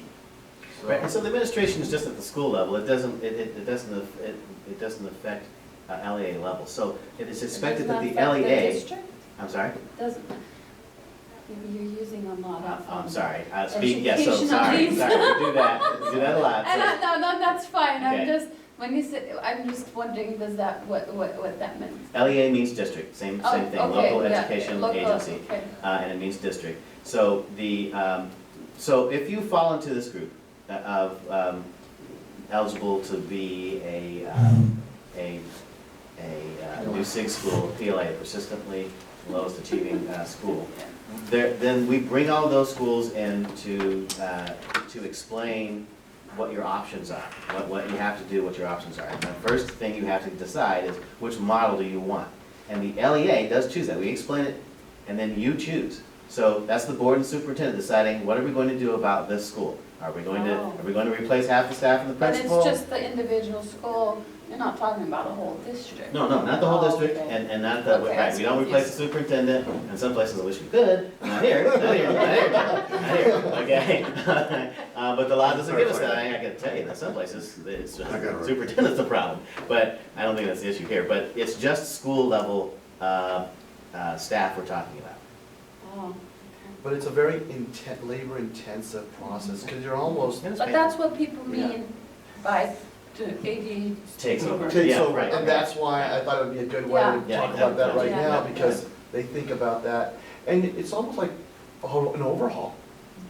And, I mean, you're talking about your teachers working on Saturdays and talking about a lot of after-school, and it just goes on, and I've seen administrators quit because of the intensity of what's expected from the vets.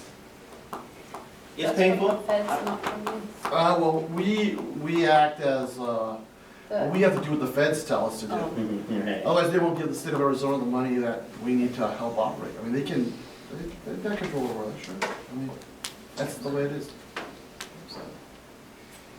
Okay, Adrian, I'm switching over to the PowerPoint now.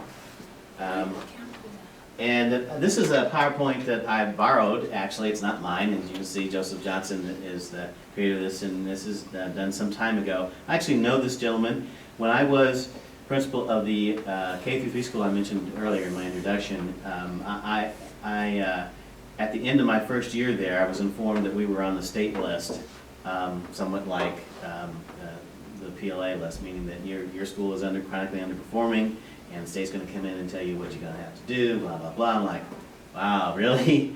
Okay, and it was based on 3 years of previous data, so I just inherited that. And one of the things I was able to do is to bring Joseph Johnson to our school. Joseph Johnson is a nationally recognized expert in 90-90-90 schools. And because of my interest at that time, I was able to get him to come and speak to me and help me understand what it is we need to do. And so I'm going to talk about some of these slides, but not all of them. In fact, I'm going to skip this information right here. His first point that he makes is a point I already made, that too often demographics define destiny. And that demographics is what I was talking about, that chart where, the more free and reduced eligible students you have, the more likely your school is to do poorly on passing whatever test that you have to take in your state or district. So he has some statistics here, which are interesting. An 8th grader in the U.S. is 4 times more likely to be proficient in mathematics than a black 8th grader.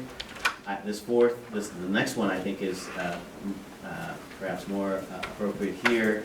A 4th grader who does not qualify for free and reduced lunch is 2.5 times more likely to be proficient in reading than a child who meets income eligibility criteria.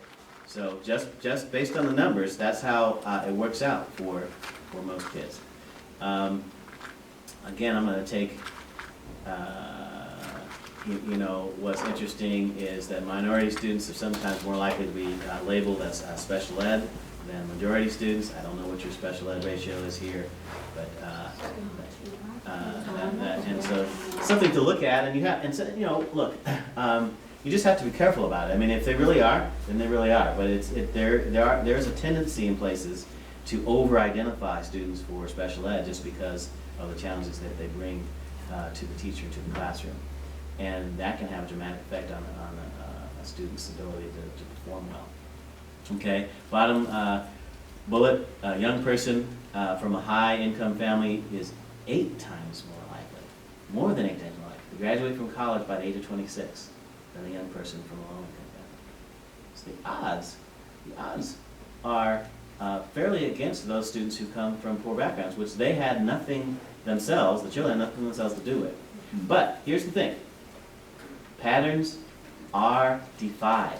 There are places where kids do way better than you expect. So he just goes through this and shows you the different places back then. And there have always been outliers, and there always will be outlier schools that just do way better. So, 8th grade black students in Texas scored higher on the NAEP. That's a federally given test. You may have been involved in NAEP here, than white students in 6 states. That's pretty amazing, given generally what happens with black students.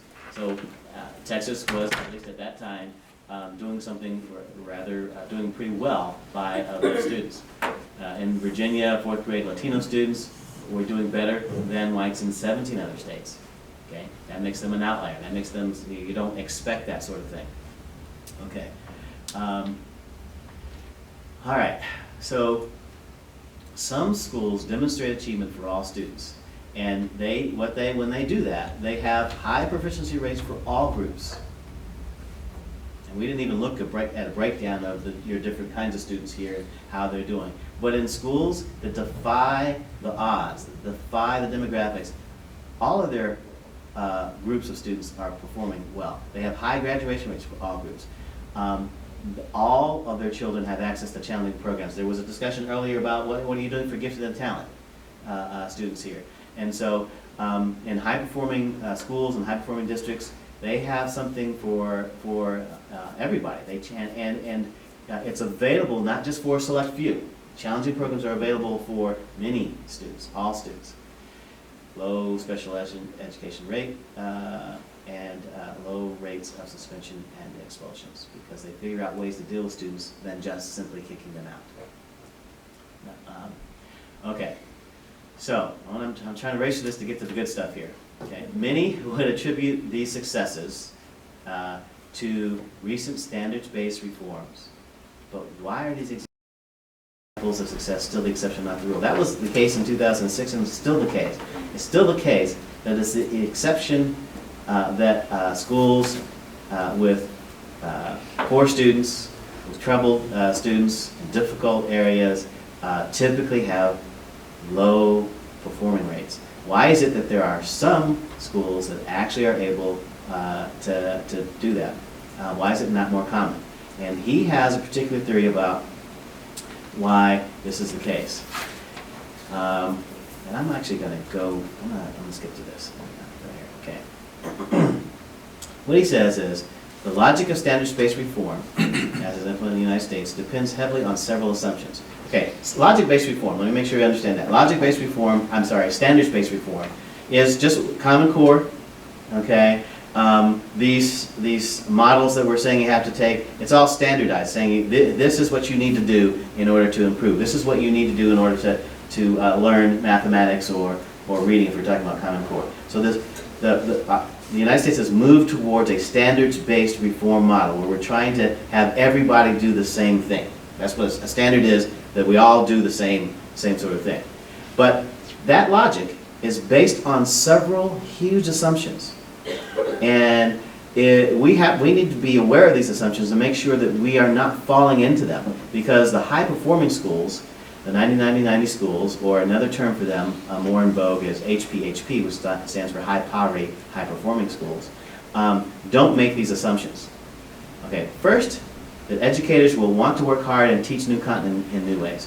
No, just because a school gets a bad grade, you're a D school, that doesn't make teachers, oh, well, okay, I'm going to work harder now. That's not always the case. He says, teachers will assume, we assume that educators will work hard to improve teaching in spite of concerns about safety, conflict among themselves, poor facilities. I don't know whether any of those are issues here or not. Okay, there's an assumption that federal and state accountability provisions will influence educator effort positively, and I personally think that our legislatures sometimes think that's the case. If you slap a label on a school, that means everybody's going to say, oh my goodness, and we're just going to do everything we can. And now, there is some effect, but it often doesn't last very long. Okay?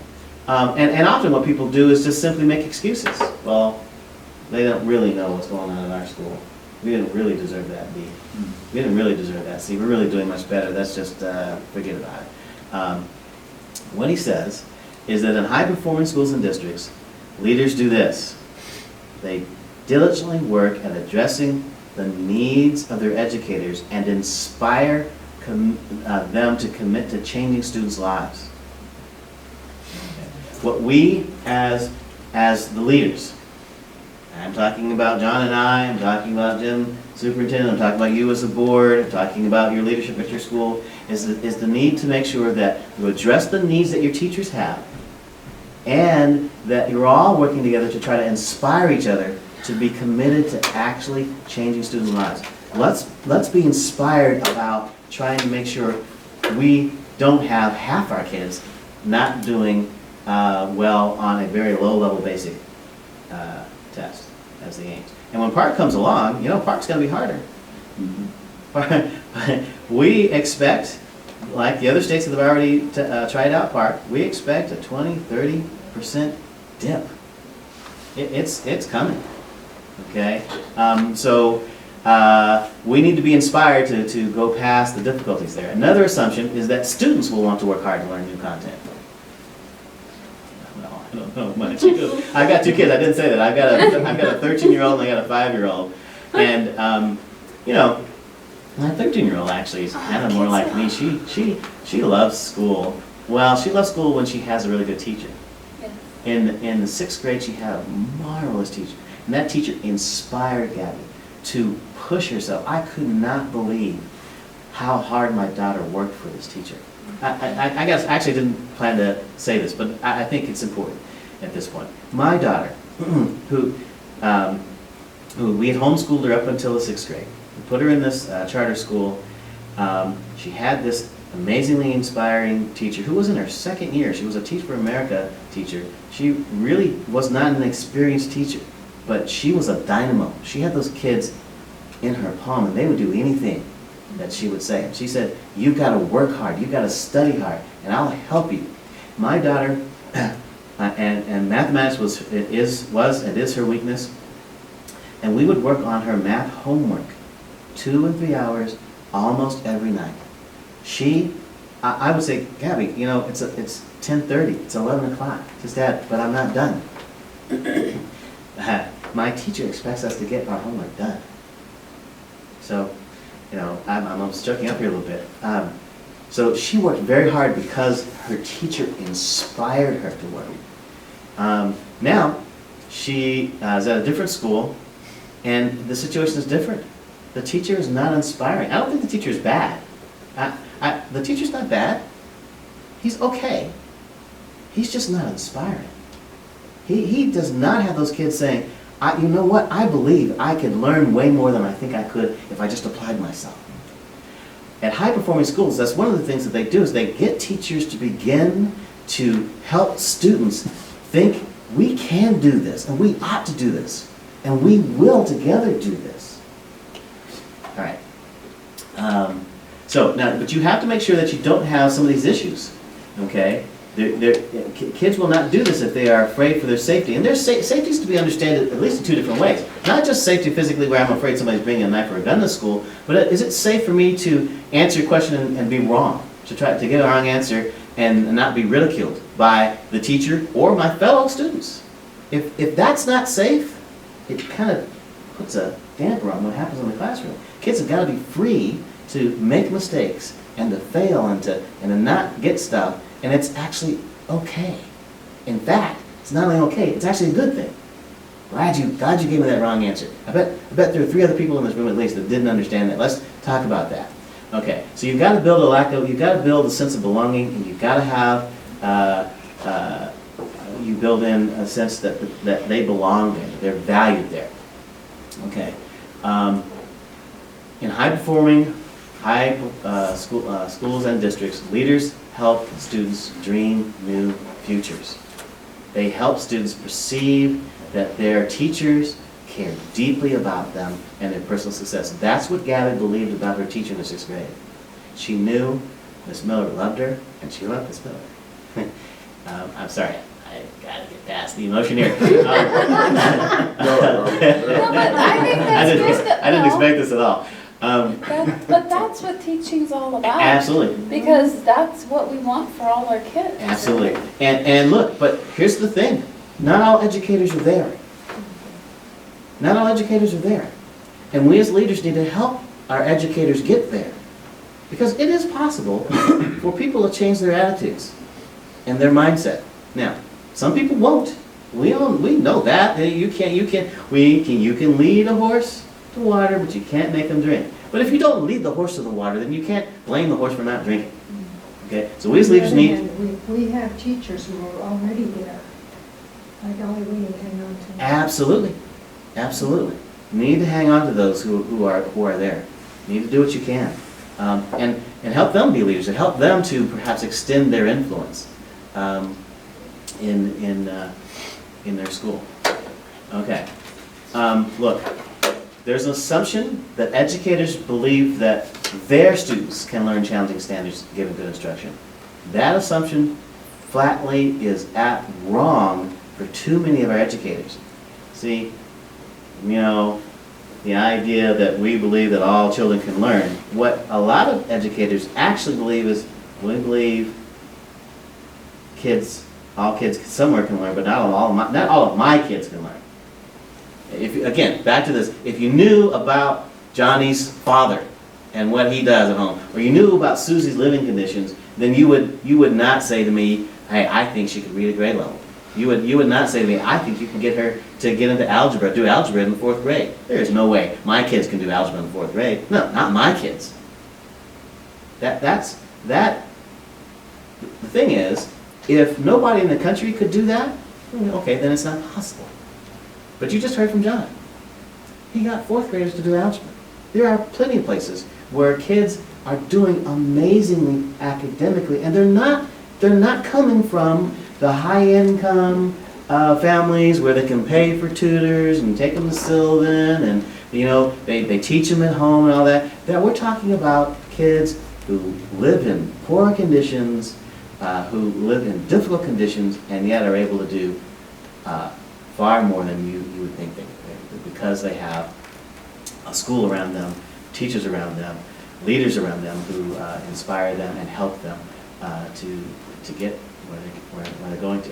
So we have to, as leaders, dispel the myth that some kids, just because of their circumstances, cannot do better. Okay? And that's a difficult conversation. Yes, ma'am? I've told Jim about this many times, but when we lived in Phoenix, my youngest daughter, she's a freshman now, but her K-5 school was in Fowler School District. It was Sunridge Elementary. Mm-hmm. And they're 83% Hispanic. Mm-hmm. During the time that she attended K-5, they were an A+ performing school. Most of those kids entered school and they couldn't even speak English. They really had a lot of the same very high poverty rate. But when we moved up here, it was really difficult because she was so far ahead. And that right there just goes to show that they had the same challenges we do, even a little more so. And they were way A+ performing. That's very good. Absolutely. That is very good.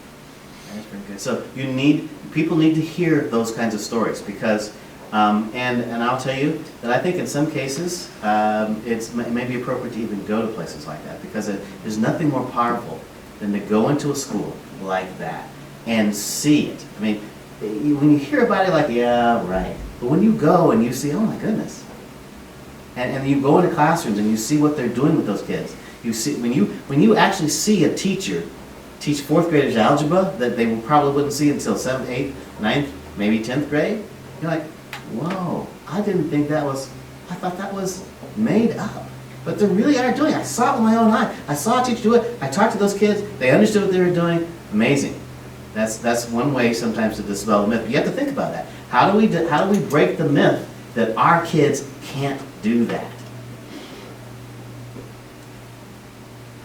All right. Another assumption is that educators know the content well enough to actually teach the standards. Lots of reasons for that assumption. I mean, you would think the teachers would come out of teacher college with the ability to do and to know that, but all educators do not have a deep understanding of their content, and Common Core is going to show that even more. If your teachers don't have deep knowledge and understanding of their content, they're going to have a hard time transferring that to their students. And if they can't transfer it to their students, then the students are gonna have to get it from somewhere else. And what are the chances of that? Pretty slim. All right, so, look, just because teachers don't have it doesn't mean that we're stuck. We, as leaders, then need to find ways to help teachers get the deep knowledge that they need. It can be done. In many of these places, they make sure that their teachers have deep understanding. They find ways to make sure that they understand the math that they actually have to teach. Not just good enough to say something in front of the kids, but actually, I know. So when I look at your paper and I see the kinds of mistakes you're making, I actually have deep enough understanding to realize I know where you're tripping up. I understand that these kind of mistakes means this is the part you don't understand. A lot of teachers can stand and explain something mathematically when the kids don't do well, they don't really know why. With the non-threatening, what does it mean by that?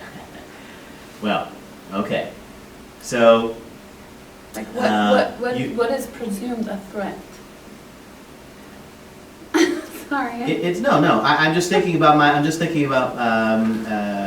the best words to use here. You can. I talked earlier about the difficulty of having conversations when you're sitting in a room with teachers and you're going to share data. Okay, and we know going into this that some teachers' data is not good compared to other teachers' data. So you can go in there in that sort of meeting, the principal's running it or the coach is running it, and say, okay, all you teachers who have scores less than 50%, let's figure out why your kids are still, what is it that you're messing up on? That kind of talk and approach to it is threatening, and it dampens or kills So the you're conversation. not even going to the, well, you're gonna lose your job by the end of the month. Actually, it's more of a culture and climate thing, to establish a culture and climate so that teachers can feel comfortable about talking their strengths and weaknesses, so they can collaborate and work together in moving forward. And I see that everywhere. Sometimes we'll have these big meetings. No, I guess what I was asking was, Yeah. what kind of threat level are we talking about? I guess I should have phrased that better. Well, You know? so I heard you talk about the threat of possibly being fired because Yeah. your scores aren't high. Now look, so Yes, this I mean, that would requires be a some nuance. severe threat, right? Yes. You're actually talking about the nuances But- of but- feeling threatened. But there's a nuance here. What I'll tell you is, and I think John will back this up, that as a leader, you need to be able to talk both sides of this fence. Look, we need things to be different here. We're going to work together. But if you can't make a difference, then maybe you don't belong here. Okay? So you need to be able, as a leader, to be able to say that. If you can't make a difference or won't make a difference, then we're going to help you find some other place to work. Okay? But that's not where we want to focus. We don't want to start there. We want to start with, let's all sit down and figure out together what we're doing well, what we're not doing so well on, and let's figure out how all of us can work together to do way better. But there's got to be that.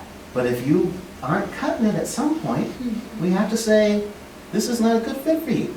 And the reason is it's not hard-hearted, it's actually having a bigger heart for these kids. Because see, if someone, after lots of help and lots of attention and lots of support, can't help the kids in his or her classroom do better,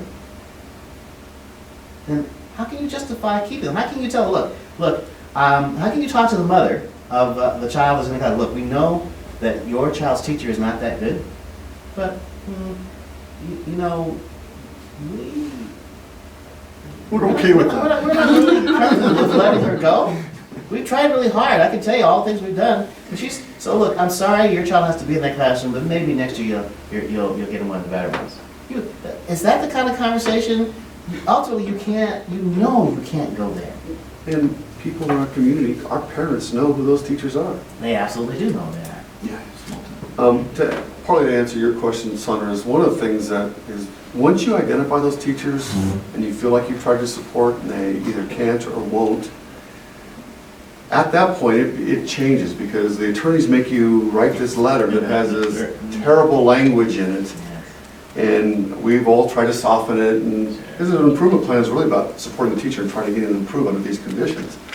The letters that you got to put attached with those are not, you guys have seen them, they're not very Nice.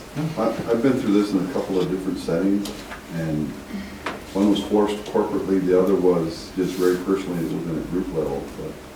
But when we were dealing with having become competitive, when we weren't used to a competitive environment in terms of business, we had to reduce a significant number of people from the workforce. And so at one point in time, the leadership said, no one has a job. Now you got to compete for your job. 6,700 people went down to 4,500. And we got better.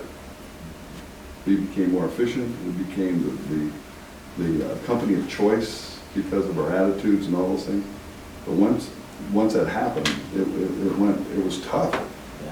It was the toughest thing I'd ever been through. And then I went through one more, and I don't want to extend this too long, but got into a situation with an individual in a group. And I had 40-some people, and this one particular group had 12. And everybody knew that they weren't doing the job. And so we had to intervene. And what we tried to do is provide a path forward every day working with that individual. It took us a year and a half. And when it gets bad, we're talking to lawyers every week. And we were talking to lawyers every week. And we almost lost that whole group just by trying to give them a path forward. We literally almost lost those 12 individuals because we were trying so hard to work with that one that would not comply. But we could honestly say, because a trial happened after that, they ended up suing us for $1.4 million. And the lawyers looked at everything we had done and said, you should have fired this person a long time ago. I said, okay. When we finally got to that place and let them go, the whole group went, whew, and they became extremely competent and good, and everything was happy. So there's sometimes when we want to hold on to people, and here in Page, we really want to hold on to people, but there's an incredibly negative impact, and it could be disastrous to hold on to certain people. So, and those are the hard decisions that we have to start making in this particular environment, because the pressure is not only on the administrators, on the teachers, it's on the whole community. And so, like I said, anyway. Yeah, no. So you ultimately get down to a choice. Who's more important, the students or the teacher? Yes. And that's hard. I don't say that with any. There's no hard-heartedness in my heart about that. Okay, but if I have to make a choice between the two, it seems to me I have to go fall down on the side of the students. Mm-hmm. All right, we won't harp on that anymore, right? Educators know how to. Not only do they, the assumption is that they know how to teach the standards well because they know the content deeply, but also that they know how to teach those standards to the students that they actually have.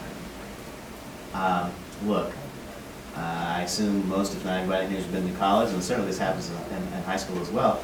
You can have teachers who know their stuff backwards and forwards. You know they have deep knowledge, but they just are clueless as to how to help those of us who don't have that deep knowledge get anywhere close to the knowledge they have. So that's a whole nother thing, not just knowing the content standards well, but actually knowing how to get that across to your particular group. And you have to help teachers understand how to do that. I think of another district, again, reservation school, but part of their induction of their teachers was they went out of their way to help those teachers understand the Native American culture that they had here. Here's how to understand this. They took them out to a place on the reservation. They showed how they learn. Here's what you need to understand about how these kids are going to relate to you. They're not going to look you in the face. It's going to take a year for them to even believe. Be comfortable around you. So don't take that too personally. All those sorts of things. The district went out of their way to help the teachers understand their students and how to be effective with them. And we have to do the same thing. You can't assume that the teachers come in knowing how best to instruct the students that you're going to place in front of them. All right, I don't want to take too long. Yes. Kind of chime in on this a little bit. There's more involved, I think, than just students and teachers.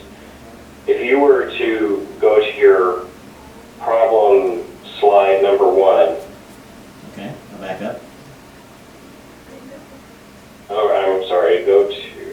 The assumption number one you meant?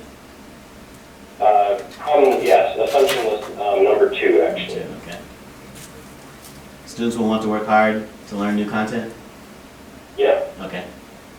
So if we read that, we assume teachers will work hard in spite of their concerns about personal safety, lack of belonging, and general sense that they are not valued. We assume teachers will work hard because of new consequences attached to low achievement. I mean, these are just basic, people issues. This isn't applicable to just the students or the teachers. Now, the environment that the students are in matter, the environment that the teachers are in matter, and if any level, any layer, the environment isn't good, it's going to affect every layer below that. And we can't go down to the lowest layer and say, this is where we have to focus first, because all we're doing is trying to fix the result of the layer above's environment. You understand what I'm trying to say there? I think I do. And I think that's why, I'm sorry, go ahead. So I think from Paige's perspective, we need to start working our way down that pyramid. Of course, students are our top focus, absolutely, but if we start at the leaf level of the situation, we're going to be, kind of the tail wagging the dog, I think. I wouldn't disagree with you at all. I think that we need to make sure that our leaders are very much have these ideals in place themselves, that they care deeply about student success, that they believe their students can actually perform at high levels, all the things we talked about. That certainly has to be in place as well.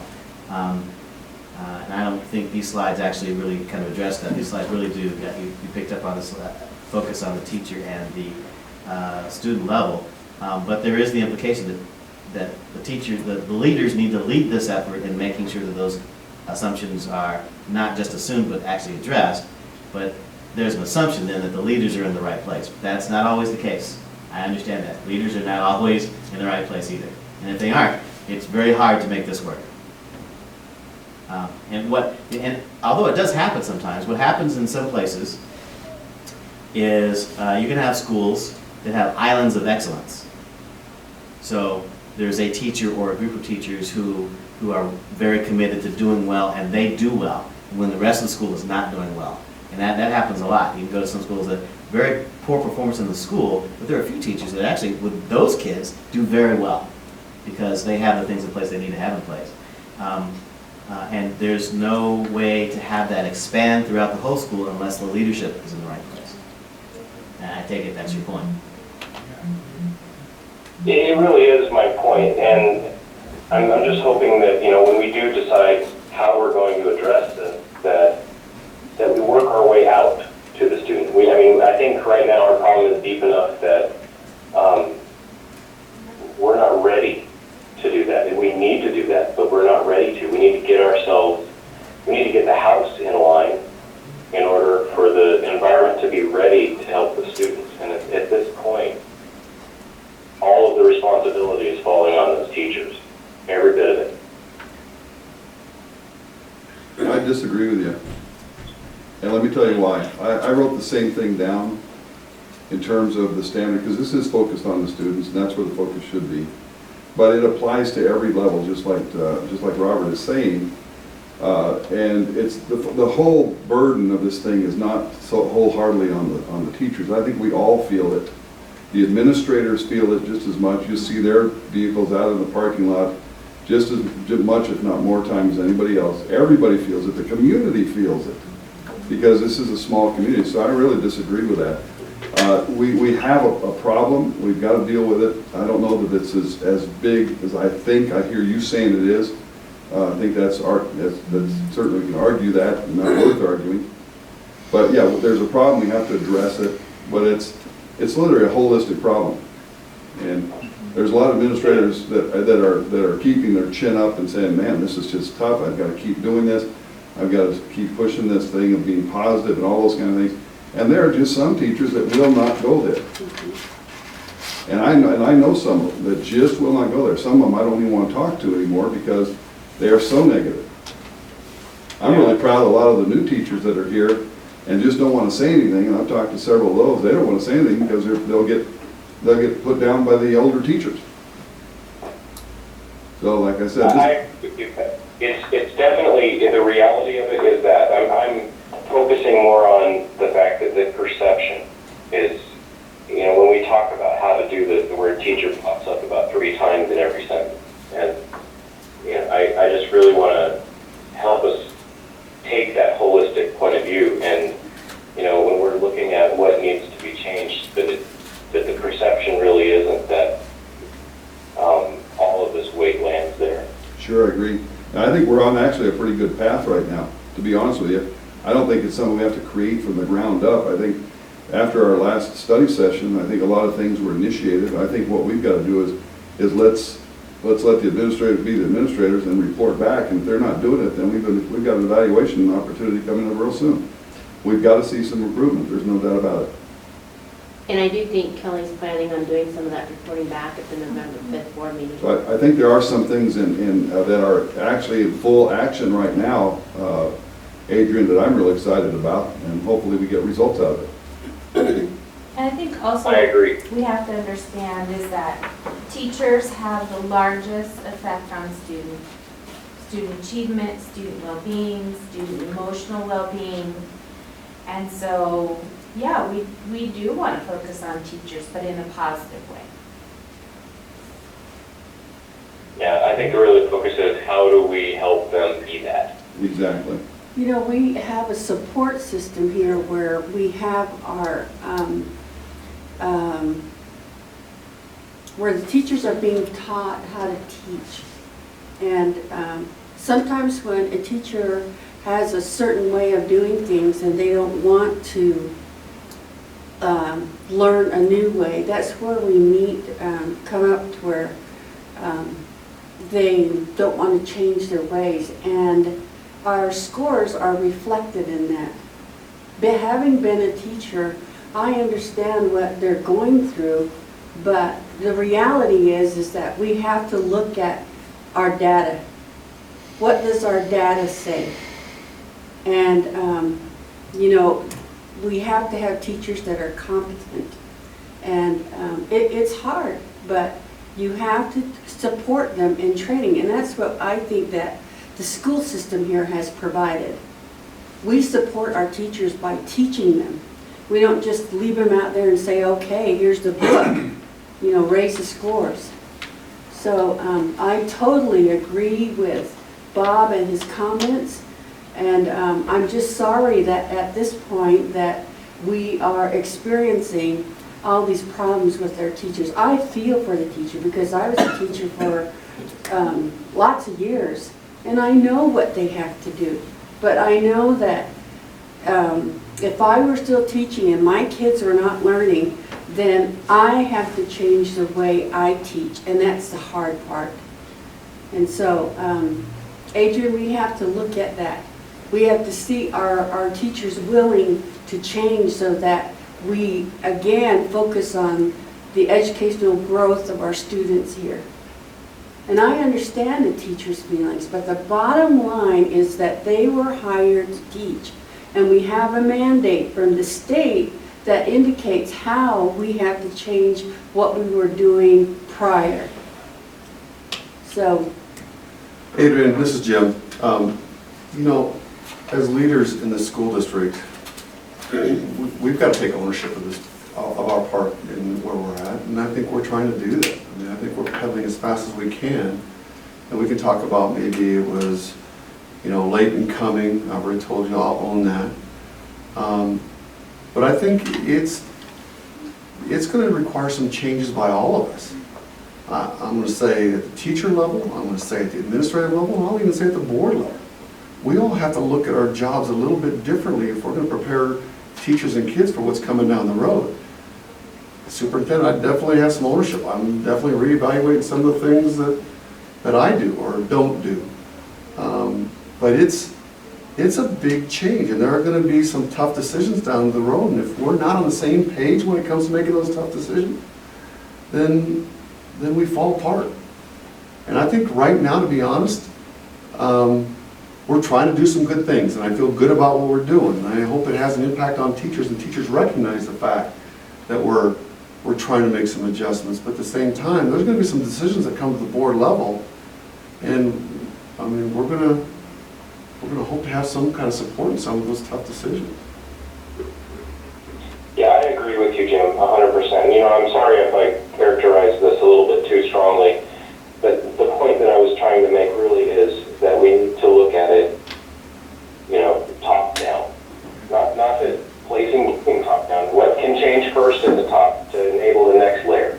Then what can we change there to enable the, you know, we work our way down that, so we hit the entire organization. We address the climate at every level, and we work our way out, and we do it as fast as possible. And really, that's all I'm trying to. Appreciate that. That's a good representation. All right, I don't want to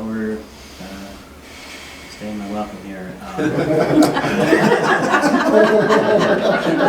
And I don't even know, I don't know what time it starts. I'm approaching an hour now, aren't I? Yeah, I think so. So, Well, let me just yes. personally just state that I think this information and the information that you're giving to us is so valuable. I don't have an issue with you taking that time to into, but I don't understand other people's schedules. I'm retired. You had to rub that in, didn't you? I heard you're working harder than ever. That's right, I have a lot more selective about what I Well, I'll try to move a little bit faster through these, but, and you will have these that you're, like I said, they're on the jump drive, so certainly can go back through this. So the next one is that the educators know how to teach the standards in the time that they have. And that's a whole nother challenge. And with Common Core, see, right now, teachers are just now wrapping their heads around what Common Core is. Then there's a whole thing about, okay, well, how much, what can we get done within the time frame that we have? That's even a different challenge in itself. Just understanding the standards is one thing, and figuring out how do I make this work in the time that I have is another level. So you need to be aware of that. You can't figure it all at once, so it's okay. It's okay. First, you make sure that they understand the standards. You really need that first. And get their feet wet with it and teaching it and trying it out and talking about it. But at some point, you've got to grapple with how much time you have. Yeah, and that's even one of the challenges with Common Core is that doesn't just fall on your math and your ELA teachers. There's a responsibility that's extending over into your other classes that those teachers, that's a whole new thing for some of those people. Whole new challenge. Absolutely. Now, so one of the things that is done in high-performing schools is that they tend to actually narrow their focus and go deeper. They narrow the focus to go deeper. They don't just narrow the focus because, oh, there are too many standards and we can't do it all, so we're just going to pick 12. No, they say, look, we'll figure out what are the key things we need to work on, give us the most bang for our buck since we can't do everything. And I can't even say at this point that you can't do everything in Common Core. I don't even know Common Core well enough to say that. I can say that about our original standards. There really were too many standards. You could not cover all of those well within a year. I know that to be the case. I assume that's the case with Common Core. I don't know. But what a lot of places will tell you is that going deep is better than going broad. Going deep is better than trying to cover everything. That took a long time to come. Absolutely. Absolutely. I'm really glad that we're at this point.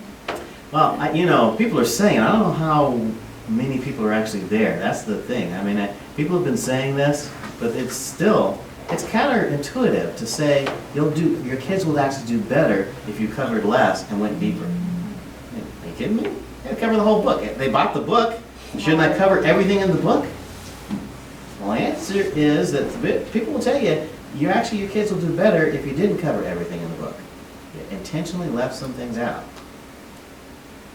And for teacher types, especially those who want to do well, that can be very hard. Look, no, I follow the rules. And the publishers put in 12 chapters for a reason. So I need to cover all 12 chapters. They need to sell a book. I know.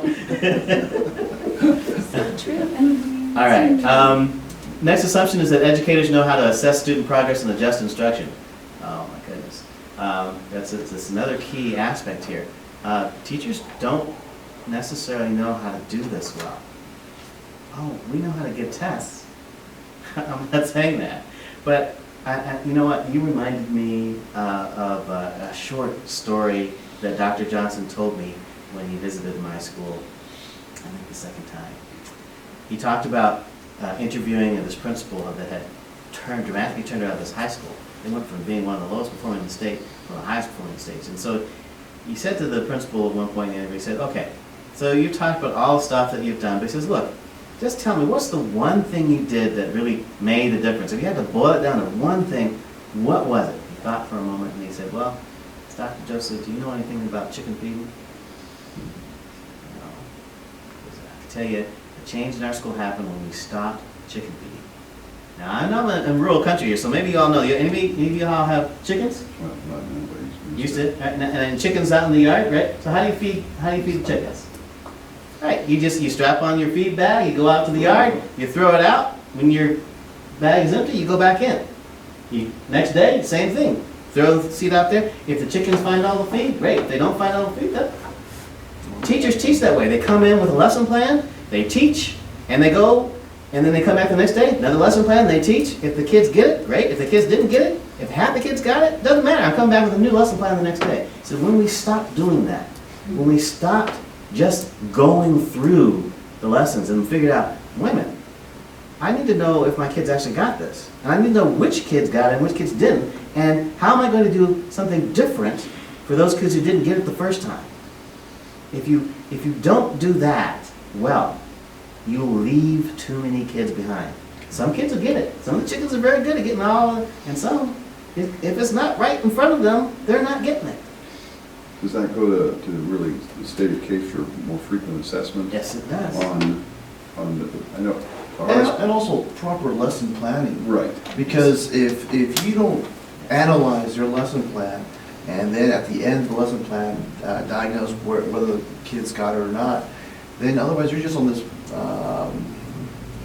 flight plan, just moving forward. Right. And you need to take that, and that's a learning experience for the teacher to analyze and say, okay, maybe this didn't work. I need to do it a different way tomorrow. In fact, what's even better, if I may jump in here, than that, well, that's good, is to pre-plan, okay, I know that not all my kids are going to get it when I teach it this way. So I am ready to teach it this way and that way. And if your plans address that, so if you teach it this way and, oh, all my kids got it, great, then you can move forward. But if you realize, oh, too many kids didn't get this, you don't have to think on the fly, what do I do? You've already prepared it, because your plan is addressing how you're going to get those, get to those kids who don't get it the first time you presented it, or the way that you structured the activity just didn't work for them. This is a deep one. There are lots of things that apply. I was talking to a teacher that was here last year at elementary school, and he's in an A+ school down in the valley, and they do assessments every Thursday on their kids. And then they said, if those kids that haven't got it, he's got to make sure they got it by Friday. And then if they don't get it by Friday, then he's on the button.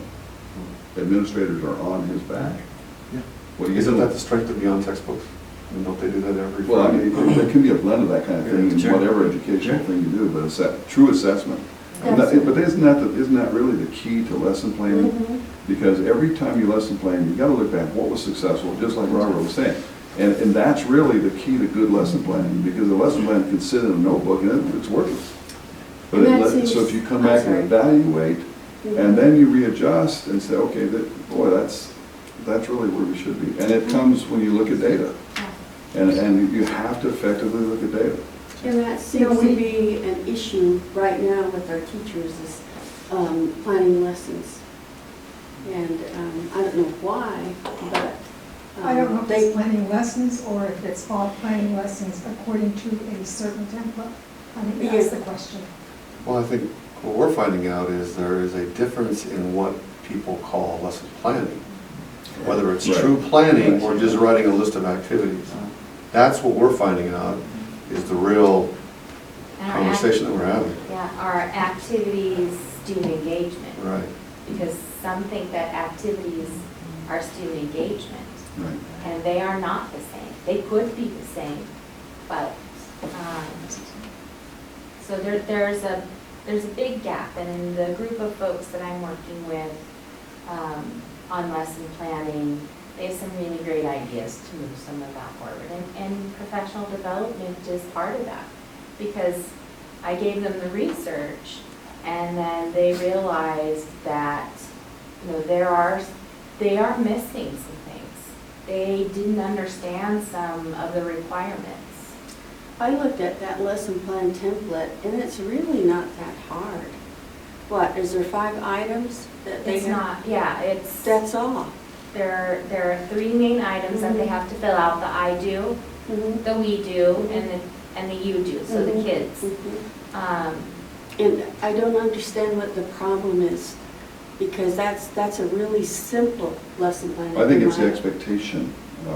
There's really misunderstanding regarding the expectation. Yeah. And that's what, I think that's what has been the issue, is the expectation. Because when you hear someone say, no, I'm spending 45 minutes to an hour, I don't know if necessarily it's the time, but it's what the result is. And then when they say, well, then I don't even use it, then you know you've wasted their time, our time, the kids' time, everybody's time.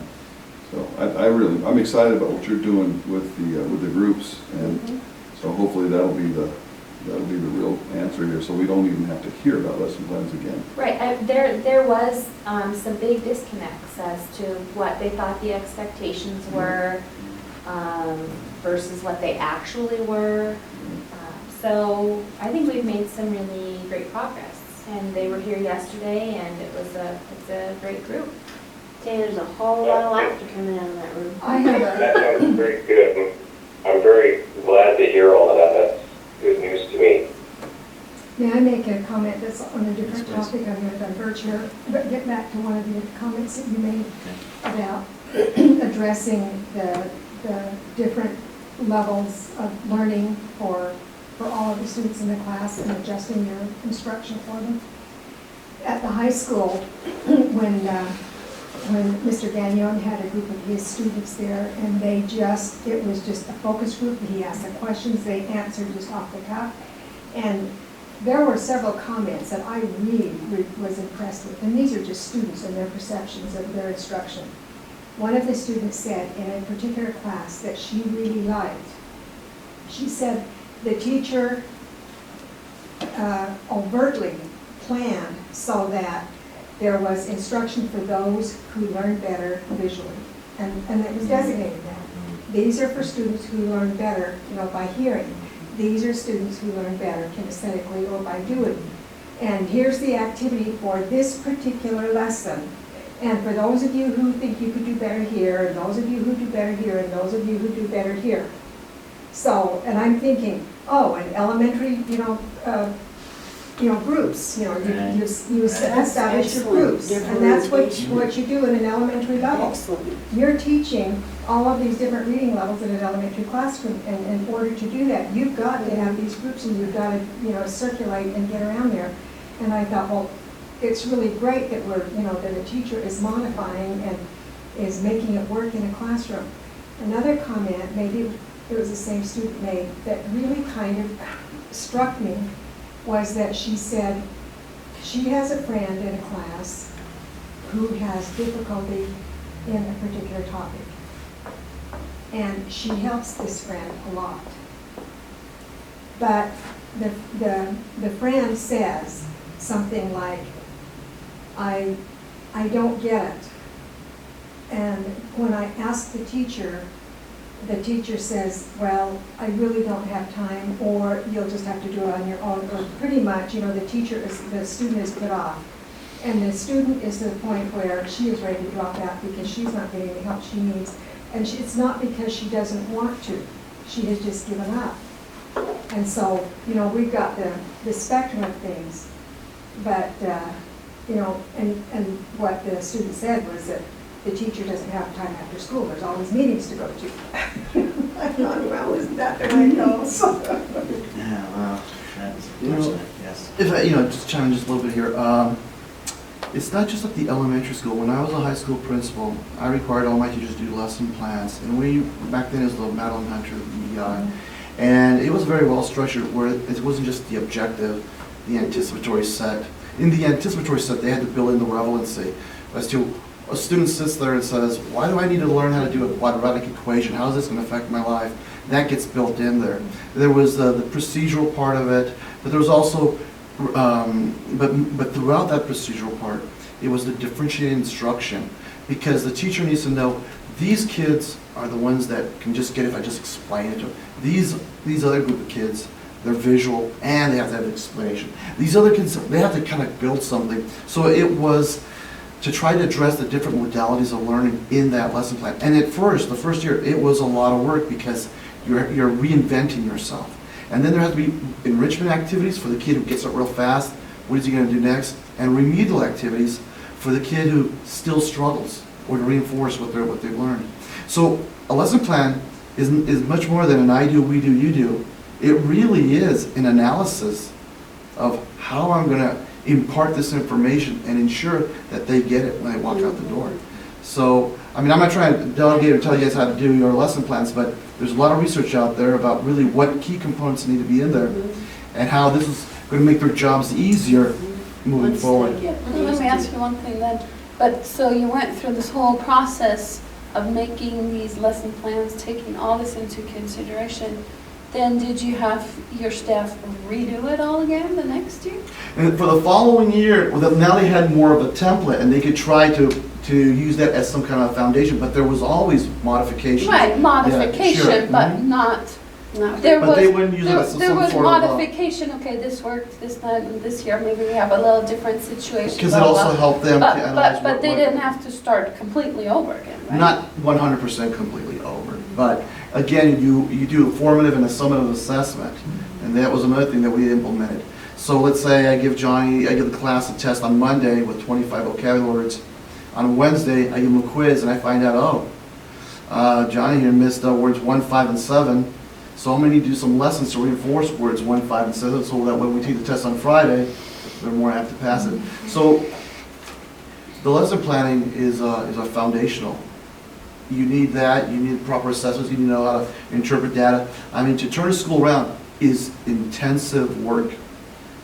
It really is. And so you're in a good spot now to be proactive, to do what needs to be done so that you don't wind up on our list and then the state and the feds come in and say, all right, now you need to do all this stuff. That's, in short, that's really what it comes down to. Say that again. Say that. Well, basically that's it. I mean, really, you guys have the power to do what you need to do to get it done. You're charged with that. You're charged with the responsibility of overseeing these kids. I'm in charge of the fiscal side, and I know about the letters and everything. If I get a school, an LEA who is misappropriating money, I got to send out that nasty letter. And if I don't get results, I got to contact the Attorney General. So I understand those hard decisions. It's not a part of my job that I enjoy, but you're entrusted with the education of these children. You're in a good spot where you can make the necessary decisions to really impact how you're doing things and not wind up on our list. You know, what I'm seeing is that there's a real intense need to communicate with that we have a common problem, and that we need to solicit the help of the community, the teachers, and the students, to everybody. We're going to work together, and this is what we're working toward and what we want to achieve. And I'm thinking back to another statement that you made in the presentation about it had something to do with the relationship and when the students do this for a teacher. Well, you know, in a classroom and as a counselor and as a student of students who, you know, a teacher of students who have disadvantages, you know, that personal connection was extremely critical. And the idea that if I have a relationship with this student and I ask the student, will you do this for me? Then the student will respond. I could get a lot more out of that than if I could just recite rules and do a litany of this is what's going to happen if you don't do this and this and this. And so what I'm thinking is that that relationship, and we've talked about this, you know, the importance of relationships in school communities, but we've got to increase, or we've got to nurture the trust level between the administrators and the teachers in order for us to get that collegiality when we attack the problem. I agree with that. And coming back to the very beginning of this presentation, you talked about the key being inspiring the students. We need to inspire every layer before we can get to inspiring the students. And that's kind of where I'm coming from is, you know, tell us how that's done. If you've got that kind of information, that would be incredibly valuable to us. We need to apply it at every level. Are you saying you shouldn't inspire teachers? You were shaking your head, I'm just. It doesn't happen in isolation. It's everything all together. We can't spare the inspiration of our students while we wait for some teachers to be inspired. It needs to all take place in conjunction. But we can't forget about our kids until we get our teachers inspired. I don't think that's what he's saying, though, Mr. That is not what I'm saying, and I that's don't not think being that's what he interpreted. said, yeah. It's just being misunderstood. But that's not what I heard. Let me take a stab at what I think you're saying as a third party here who doesn't have anything invested here. What I thought I heard you saying is that you felt that there needs to be some inspiration up at the higher levels above. It sounded as if we're talking about school leaders like principals and at the district level that needs to happen before the inspiration can really take on any traction at the student level. That's what I thought you were saying. That was That is what I'm saying. Okay. I think that we're not going to realize inspiration at that student level. I mean, we might get little spurts of it, but it's not going to take root until we get that kind of an atmosphere, that kind of a culture to happen throughout the entire system. I think we have a couple of examples that we've taken on the last couple of years. One has to do with the discipline process. One has to do with the pride process. We got everybody involved, everybody on board. Everybody was singing the same song. Everybody understood what pride meant. And it's the same type of. Why? It's the same type of thing. We said, listen, we're gonna improve achievement, and this is how we're gonna do it. We're gonna do it as a group. And let's put down everybody's weapons. Let's come into the room. Let's create a safe space so you can say what you need to say. But when we leave this room, we're all gonna work towards the same thing. And if you can't buy into that, then it may be time for you not to be part of the team. But we need that team environment. We really do. And I think, like I said, I think pride and the discipline system is a great example of that, because I mean, they're not perfect by any stretch, but we wrapped ourselves around those concepts. So it's certainly doable in this arena as well. And I think that the inspiration versus inspire, one is a noun and one is a verb.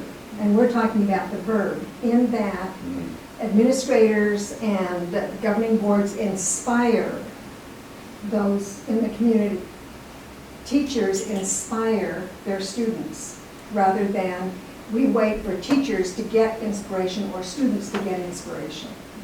We're talking about a verb where we, actively take a part. It's an active verb, where it's not going to be something that, that inspiration occurs. Yeah, and the way I said it, I think, is you build inspiration. It's an activity that we do on purpose. We build that inspiration. It's got to start from the top down. Irene, you mentioned that we needed to work on developing trust between administration and teachers. There's another layer of trust that we have to work on as well, and that's between the administration and the board. And that could be perception, it could be however we got here, but there's some work that needs to be done there as well. Absolutely. If we're really going to go down the road that we all have to go down. That's right. You're right, Jim. Okay, Robert. Yeah. There are 10 of these, and so we're almost done here. And education know how to relate to and connect with parents and community. Okay. So I don't know what kind of issues you have around this at all, but that's important. That you address the teacher's ability to have positive relationships with the community. And you may have to help teachers with that. That's the point of this, is that you can't just assume that all teachers are going to do well at this. Some will do better than others. Or as a district, we know how to do that very Well, that's true. And right, we can all struggle with that at times. Absolutely. Absolutely. I don't think there's any canned answers on that one. There's a lot of research, but a lot of different ways to approach it. All right, and now, so this focuses on leaders here to Adrian. This might make you feel a little bit better here that we're now focusing on leaders. There's an assumption that leaders know how to help teachers learn to teach the standards to all students. You cannot assume that. Just because I'm a principal of a school doesn't mean I really know how to help all my teachers become better teachers. Bottom line, we can't assume that. So leaders need help as well. And in high-performing districts, they make sure that the leaders spend a large amount of time in classrooms, looking at what's going on instructionally, and they invest time in developing their own instructional strengths is the leader's instructional strengths. Okay, so leaders, we don't come knowing everything. Okay, and that should be obvious. But it's as a principal of and look, I was a K through 3 principal when all my career had been middle school and high school. I did not know a single thing about what a good kindergarten teacher does, except some vague idea what I thought might be good for a kindergarten teacher to do. I didn't know how to teach reading. I didn't know what good reading phonics instruction is. So when you take a kid who doesn't know how to read, I mean, kids came to me already kind of knowing something about reading. I didn't teach Johnny how to decode a word. So I had to learn. I had to go to professional development, and it helped me because my observations changed once I understood what good reading instruction actually was. I'd go in before that and think, looks good to me. That's about how I would have done it. After the training, like, now I see. Here's some things she's doing well, but here's some things, not according to the training I've gotten, that need to be done differently. So anyway, you need to invest in your leader's ability to help the teachers teach the standards to all students. Another assumption is that the leaders know how to monitor progress and adapt programs in progress. Look, talked about frequent assessment. That's one way to monitor things. It's not the only way to monitor, but there are logistical issues. There is people issues you have to deal with in trying to monitor progress and adapt the program as you go along. And that's not automatic for principals. So we have to help them as they try to collect the data and use the data and make decisions about what to change and what not to change. Cannot make the assumptions that our leaders know how to do that. So that's really the whole thing in a nutshell. I will say this: I think I'm going to turn this off. I'm going to say a couple of closing things. Turnaround is hard, messy work. I think the example that I'm hearing regarding the lesson plan is an illustration of the messiness. Okay, so it sounded as if there was some need to tell teachers, we're going to start holding you accountable for lesson planning, and we're going to give you a template to do it, and here's what we want. And that went forward, and it was a little messy. And it sounds like maybe there is still a little bit of mess around that. We as educators have to not be afraid of the mess that's involved in moving forward. You cannot have everything in place all the time. You can't have everything perfect for step 1 before you go to step 2, before you go to step 3, before you go to step 4. In order to move forward, you have to have some sort of vision. We need to do this, and we're going to move this direction. And you know what? We're going to screw some parts of this up. But when you have good culture, everybody's okay with that. Okay, that's not working very well. Let's reconvene. Let's figure this out. Let's make the adjustment. And in places that are high performing and high functioning, they can make those adjustments without too much drama. Okay, I think drama is a part of making deep significant changes to a system. See, if you make minor changes, it can be done and people can be pretty happy. Oh, we tweaked this and we tweaked that, and it doesn't ruffle anybody's feathers. When you start to make real, deep change, you can't do that without making some people unhappy. You can't do that without confusing some people. You can't do that without sometimes getting kind of lost yourself about, okay, I'm not even quite sure where I am and what I need to do, and should I have, you start second guessing yourself about stuff that you did. That's all a part of the process. I feel, based on the surface knowledge that I have, and I know it's just surface, I only have conversations with Jim, this hour and a half, 2 hours with you guys, but it feels like to me, you guys are moving in the right direction. And I just want to encourage you, keep pushing forward. And don't expect everything to be pretty. Jim has to sometimes make hard decisions and move forward without all the information, without everything perfectly in place. That's okay, that's his job as the leader. Like, we're going forward, and people will figure out whether or not they're going to catch up. We're like, I don't want to go down that road. You all have a part to play in that as board members as well. The school leadership has to go forward with things and say, this is what we're going to do. And I don't have it all figured out yet, but let's figure it out together. Last thing. I've kind of already said this about the labels. Focus label, CD, and I've kind of said, they have some significance, but don't hang your hat on that. This is me talking. This is Robert talking, this is not ADE, okay? Understand that this is not the official message from John Hoopenthal. This is Robert Gray talking, okay? I'm telling you, okay? Don't hang your hat. Don't make it your goal to be an A district and have all A's. I mean, it would be great to have that. But as John said, you know, you can get a B and an A and still leave a lot of kids behind. And I don't think ultimately it's very inspiring. To go back to a little bit of the theme of our protracted discussion in time. It's not very inspiring to want to be an A school. Not really. What's more inspiring is something I kind of said earlier. If you come to Page, what we can tell you is your kid is going to leave Page being able to read, write, and compute at least at grade level, if not better. I can guarantee you that, because 95% of our kids come out of our system being able to read, write, and compute at grade level or better. And what do we have to do? Now, you're not there, but you can get there. And that's a goal. Wouldn't we all feel great about that? If I as a board member could say, you know, I know we've got it going on Page. And we don't really care what the feds decide to do about new labels. You know, when ESA gets reauthorized, they might change the rules of the game. There might be a whole new labeling system. But I guarantee you, if you have 93% of your kids reading, writing, and computing at grade level, the system won't matter. You'll be untouchable.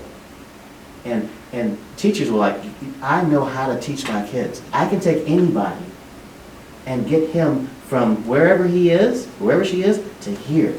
Just give me the time, get him in my classroom, and I'll help him. He'll want to come to me. If you let me get my hands on him or her, she's going to want to be here.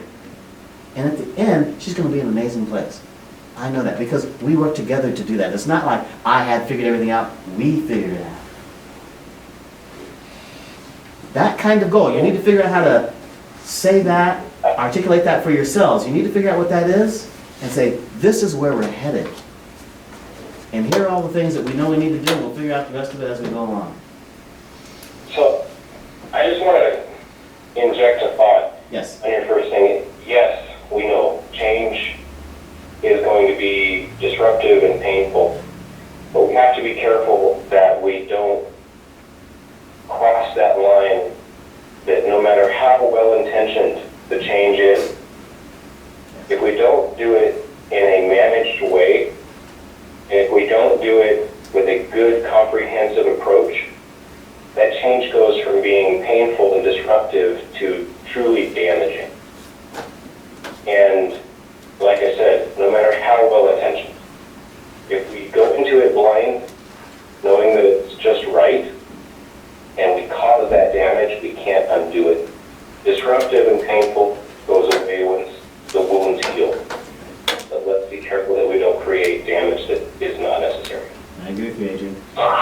I agree 100%. However, we have to look at a little bit of our history right now. We were saved by the bell from being an F school. I know it's not important for us to focus on grades. However, when you have a D or an F, you're focused on that. Your whole staff is focused on it. That the teachers are focused on it. The administrators are focused on it. We were in a crisis mode. Crisis generates change, and it's one thing to have the ability at this point that we have to institute change without the immediate crisis, but we cannot be unaware of the fact that, you know, if we do not perform, we're going to have our friends from ABE come and help us out. And so, like I said, that crisis is something that, you know, we certainly don't want to get into the position of having to manage. And so I agree with you. I'm agreeing with you 100%, but like I said, we are in that situation where there is an incredible amount of pressure that's there as a result of the grade. Well, with any kind of negotiation or decision process, the guy who is constrained by time will lose. I hear you. Yeah, sure. I hear you. Sure. And so the points that have been made here, that's why they're so important. The points that Irene has made and other people have repeated, including yourself, so that we move forward with that singular goal and vision and make everybody feel part of that team and feel valued. Not feel valued, they are valued. They have a safe place and they enjoy coming to work. Those are really, really important keys. And the kids enjoy coming to school. Administrators enjoy pulling up in the parking lot and saying, man, I get to come to work again. And it's Monday and I'm having a great time. That's really what we want, right? That's a goal. I'm so excited to come to this meeting. That's a goal. I had, yeah. And I was up at 6:30 raring to go. Wait. You go, Amy. Yeah. When he talked about, as this is just from a parent standpoint, my daughter's always done very well in school, exceeds, always has on Ames. But I've had the privilege of seeing some of those sample part questions for her grade level. I've taken them home, we've played around with them, and I have to tell you there's a lot of work that needs to be done because she did not fare as well as she should have. And for somebody who does that well now, that is a real concern when you said you're going to go from this percent to 12% down to this level. And as a parent, that scares me.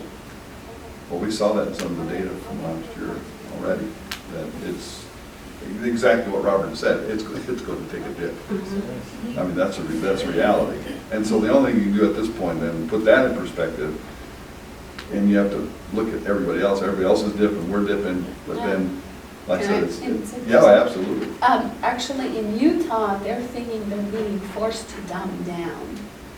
Yeah, until for the park. Yes, Utah That's parents right. are That's a upset great way to look. about Yeah, Common Core sure. Park because they are saying this is dumbing down our students. Yeah. And while my sister-in-law says, aren't you upset? And why are you guys in Arizona not upset? And I'm like, we're not upset because we can't figure out how we're gonna achieve at that level. Well, I think, And she's like, what? I And think so, that- I mean, it's just an interesting perspective that parents 5 miles away from us are upset because they're thinking they have to dumb down their standards. well, that's the message I think I heard Robert give Yeah. us, actually. The 90-90-90 is like, that you teach those students to be on grade level, and you don't have to worry about assessment. Exactly. And so I mean, it's there's no worry about it.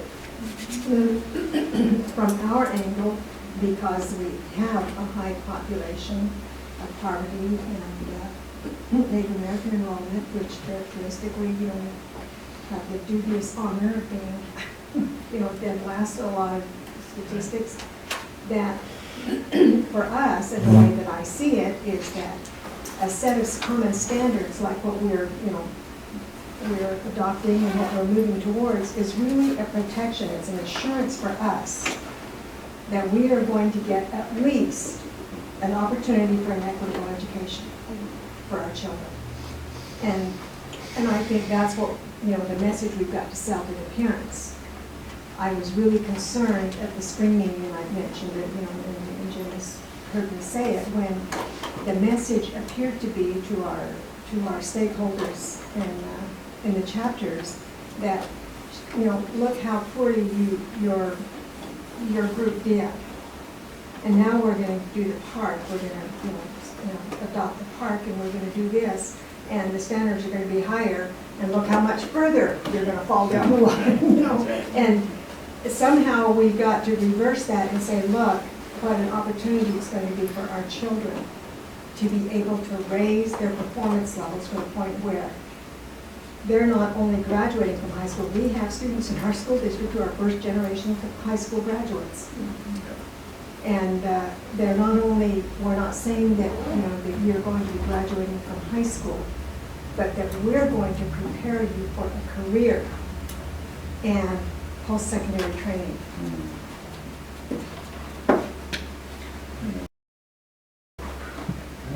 Well, I tell you, I appreciate what, in your introduction, boy, you had Jaime as a teacher? Yeah.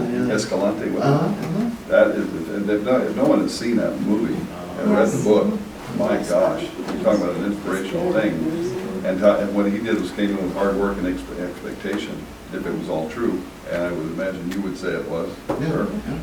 Oh, yeah. And so I've constantly said, where we're at right now, we have a great opportunity. Then there's another We movie, have a The great Green opportunity. Writers. Oh, Oh, that's yeah. a good one. We have a great opportunity, because we're down here, we can Absolutely. raise it up. Absolutely. Anyway, Thank you very much for your time. Thank you, gentlemen, appreciate the it. invitation. all right, thanks. Thank you. Oh, yeah. No, Do you have calling cards? Are you going Oh, to yes. I'm sorry, not calling Absolutely. cards, this is not a social event. Well, you know the circle Irene runs in, so. Dang, I'm missing a bunch of work now. This is being recorded, right? Yes, it is. Yeah. There's enough, I think, here for everybody. Just, Call Robert. That's a good strategy. We don't want to talk to you anyway, you're fiscal. man. Ready? Gentlemen, thank you so much. You bet. Appreciate it. Nice to meet you. Thank you, appreciate it. Nice meeting you. Robert, nice to see you again. As well. Thank you. Take everybody. Yes. Nice to take it all. Yes, thank you very much. You bet. And thank you for your extra help. Thank you. Thank you Pleasure. for coming. Thanks for coming all the way up. Beautiful drive. Good. Oh, it's a little shorter now. Take 89T now. don't Yeah. forget that. Yeah. Oh, yeah, that's right. We're gonna And take a if I short ask you to say you're looking for the Sosie's house, Okay. yeah, that'll do it. That's good. That's the strategy. You can't go wrong. I'm coming for Somebody out there is associate. Yeah. I thought it was all lame. Right. Yeah, Lane's, That's that's what I was told. I was like, Lane. ask for the Lane's house. Yeah. Oh, boy. Well, that's what somebody told me when the road was closed. Just ask for Sosie's, just tell them that you're going to Sosie's house. I was like, Sure. okay. All right, we're 10 Which after 12, Sosie? and we've got 2 or 3 items left, and let's go ahead and push through these. I'll be really quick. I gave each of you a copy. I did a summary, and refer to the hard copy because it has everyone's on it. Well, except for Adrian, which I didn't think he was going to participate anyway in this. He's- And Mike, I sent you another one. Let me know. I took the assumption that I've only been here for a few weeks, so this was not for me. That's kind of what I thought too, and so that's why I didn't pressure you like I did the others. And actually, Sandra did page 2 on here. It doesn't have any input from Sandra. She sent me another one, so I'll forward that to each of you. But it's just kind of to go through and look at. And then on the back, it lists everybody's strengths and weaknesses that you each put in here. And just for use at the next board meeting, hopefully we can work on maybe discussing and setting some goals for the board. But that's all that's for. And I'll kind of just give you an idea where everybody stands. And then I've also given each of you a paper copy of the superintendent evaluation form, and that is also uploaded in the board docs. And this is just, we will be utilizing, we'll be doing the evaluation in executive session in December at the December 10th board meeting. I'm hoping that you guys can go through this and complete it and return it to me by November 22nd. And I think that date's in board docs too. And that way I can give you a summary at the December board meeting that has everybody's input on the evaluation form at the time that you do the actual evaluation. Do you want, can we give you the hard copy? Yeah. Okay. Yeah. You can do it electronic, hard copy, whatever you want to do, and then I'll just What put was it the on date again? November 22nd, and that's a Friday. I kind of thought that would be best before the holiday, because we'll get, after I get Oh, lost. because it's Thanksgiving already, Mm-hmm. huh? Mhm. We want to have a good holiday. Exactly. And that's all I need. Okay.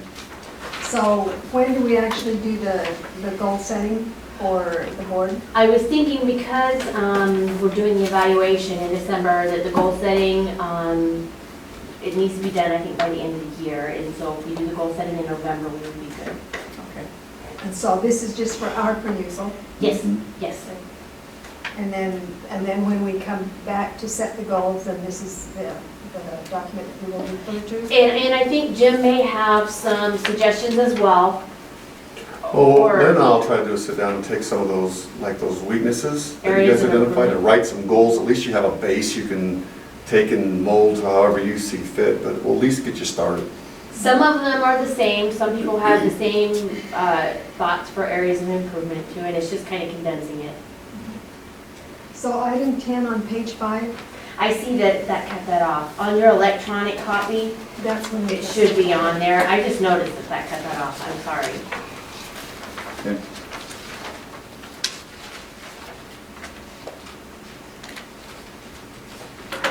All right. Well, again, that's a lot of work. Thank you. We're putting all this together and compiling it and making it into a document that we can see easily. Okay. Are we okay with this? Yes. Okay, we're ready to move on? Okay, or- oh, one question. Sure. Are we actually gonna discuss what we said Well, I was eventually, or thinking- no? Because I'm confused on the few, well, not confused, but there's been one or two comments on the areas of improvement that I'm not quite sure what they mean. So is there a time when we're gonna discuss that, or are we gonna Yeah, jump right to goal setting? I think so. When we, can we just go ahead and do this? This will give us time to look at all of this and then. No, not today. No. I mean, in the future. Yeah, absolutely. I think we need to Okay. put that on I think this is more appropriate for a work session situation if we Probably, can. yeah. And put it so we can discuss the review and then maybe set goals and those kind of things for the board. But No, in I don't the know if it's January January. session, January, it's gotta be before special. then. So, well, we could, I think, if I remember right, the policy really puts us in a position where the president works with administration to develop that evaluation. Is that not how we're planning? in terms of goals, you mean? Yeah. Yeah, we've done it different ways. We've commissioned Jim and them to come up with suggestions for goals for the board. And one thing I think we've run slack on too is just putting out personal goals and then holding ourselves accountable to those type of things. So maybe think of some of those things in terms of personal goals. But with regard to the review, we have enough in there that talks about strengths and weaknesses and focusing on the weaknesses. How can we improve? And I do agree with Sandra. We have some polar opposites in terms of some of our thought process with regard to how the board functions. I think that would be a really healthy discussion, just to get the ideas. I'm just wondering, if we're talking about the same thing when we're, No, exactly. You're right. You're right. So I'm assuming that Adrian will be involved in this discussion as well. So does he have a copy of this as well? He does, it's up, well, I'll email you the latest version Sorry, after the my board fault. meeting. Okay. So that'll come in, but he has a copy of, no, he doesn't have a copy even of this one because what was uploaded yesterday didn't include Didn't include any anything, of this. anything Okay. from Sandra. So what I So emailed, what we'll work with is the copy we're going to receive by email? yeah. Okay. Yeah. Well, then our option is to actually put it on we'll have to do the goals before, so we'll have that on one of the, which one did you say? November 5th. So November 5th, so that'll be our goals. Do you And want a at that- discussion At item? that point, go ahead. Do we have documentation of past year's goals or anything like that that we can use to kind of? Yes, There were no goals last year. No, but But 2 years previous. ago we did. We 2 did a years really ago, good yes. job 2 years ago, Yeah. because we all have personal goals and we have board goals. Last year, we had such a hard time getting everybody just to fill this thing out that we just kind of all fell off. right, so, but we have some from the past that we can get you as well. Okay. So on November 5th, when we develop the goals, will that also be the discussion time You can. Yeah, to we can review do that. this? Yeah, and again, look at this, and let's just focus on there you particular go. areas you just have specific questions on. And I if mean, you There's a want, lot of agreement here, but then there's all, like I said, there's some that are polarizing, and so we should discuss those. and if you want, we can put personal goals for the board members in the January study session, if you want to do that. We can do that. And again, just write some of those personal goals out, and we'll see if we can hold each other accountable to those things. I know I always made it Debbie's job to make sure I was doing what I was supposed to do. Yeah. You know how Debbie hard would that is? call A us. lot of pressure. You know how hard that was, Lynn? I'm learning. I think that's why she actually, well, never mind. No, Debbie would call us and Only she'd a call me man too. would say that. Huh? No, Debbie would say, remember you said by this and this This time is you your would job do to that. keep me alone. Yeah. You know, you know? All right, so we'll do that. We'll just slate that for November 5th, and then again, November 22nd deadline for the superintendent evaluation. And then the last item, if we're done with those two issues, last item is the city proposal, youth activities. Quick update, we'll put it on the next board agenda. I met with 2 city council members, the mayor and the business manager from the city manager. And they're proposing to create a partnership where the school district takes over youth activities. And they're willing to contribute $75,000. The use of the facility down, if needed. I think even the building, we can have concessions. We can own the concession rights down there. And in return, I asked for a couple things to even bring to the board. One is, I'd want an advisory board that would help advise. That our board would have all of the rights to make decisions, but an advisory board that would help with things like fees and programs and so forth. And the other thing is that I would like to make sure that we reinstitute swimming lessons during the summer for kids. I think that's an important priority where we live. Absolutely. So we would add that even though the city didn't have it this summer. And I would propose that we consider Chris Worley for that position because she's got the experience. We don't have to reinvent the wheel with Chris. We got someone right on staff who would step in and do that. I would recommend that we look at like a 2-year effort that will commit for 2 years. The idea is that this will be revenue neutral for the school district, and that I think we could do a decent job. The reason they want out is they don't feel like they're doing a good job. I know that the city had Chris and Dolores working together just because the program was so big. And that's a big program to handle on your own, it really is, because of the number of kids. I know what a tough get it is anymore to get coaches. They're at the last second calling everybody that walks 98.6 to come and coach, and all those things. And I know Dolores did an incredible amount of work for Chris when they were together. Yeah. I think that's probably, in my mind, one of the reasons it's been down a little bit in terms of organization and all those things, because that's a big, big load. Yeah, we would have to find some So way. would we inherit, in that agreement, would we inherit the costs of maintaining those facilities and the landscaping and the electricity and the water bill and anything else related to that? They will pay the maintenance, they'll take care of the water and the lights. I would assume, we haven't talked about this, that as far as striping to go down and line those fields for like soccer, we might have to do that. But they will pay for lights and watering the fields on their own facility. Okay. And then mowing the grass and that sort of thing? Yes, mowing the grass they would take care of. Okay. I know the striping and the care of the field that was always done either by the board that was directly, whether it be soccer or baseball. Well, remember they had Gary Worley that used to do that. Did they have Gary that Yeah, did Gary soccer? did all of that. Oh, for well, them I'm down sorry, I there. was used to baseball, but we did all, most of the baseball. Yeah. On our fields, yeah, Yes. but on the city fields, There was some. Gary Worley did all the striping. I and hired to do that. Yeah. So there's a lot of, I mean, I don't have a lot of details because we didn't get that deep into it, but if I hear a lot of objections from you guys, I'm willing to put on the board agenda and have some more meetings with the city to iron out details. Oh, I'm very glad that the option is there for us to continue progress. I think we could do a good job of it, and I think we could expand it where because we already have teachers that do all this stuff, we could expand it to have music clubs or, groups or not just sports, but just an overall summer program. Time out. Jeez. No, I'm just kidding. No, but because all kids aren't interested in sports, but we could Exactly. have like pre-band camps and things like that music teachers would probably like to do already anyway. And other Absolutely. teachers, math clubs, you name it, just I got a it. quick program. I'm sorry, I thought you were done. No, go ahead, I'm done. So from a liability perspective, if we're coordinating those events and essentially running that facility and something goes wrong, how is that covered? Well, I don't know that answer, Adrian. I'm going to assume that the city's going to have their own property liability coverage.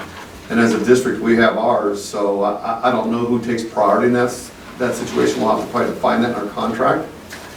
But it's their property, they're going to manage it, they're just going to allow us to use it for those youth activities that are good. Now, a lot of those youth activities we do up here anyway.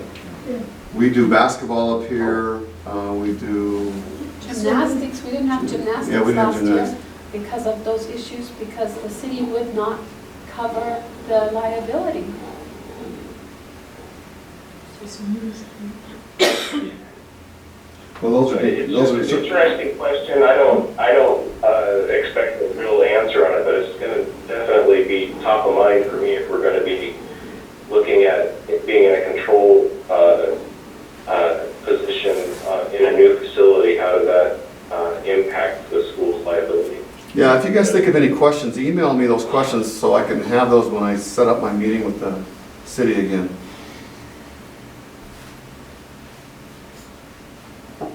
all right, good. Any other questions or concerns?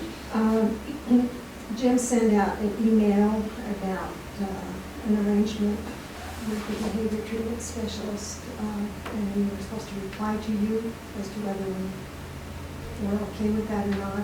Yeah, I was just is that- asking for your thoughts on that. And so the next time that issue comes up would be when the recommendation is made. Yeah, you would see it on a board agenda if we went forward with that. Anything else, Bernard? You good? All right, we're at that point where we can accept an adjournment in a second. Go ahead. I make the motion that we adjourn. Amen. That's not a second. Adrian and everybody else seconded, so we've got a motion and several seconds. All in favor, say aye. Aye. All opposed? All right. Adrian, thank you for your time. Appreciate you being available, man.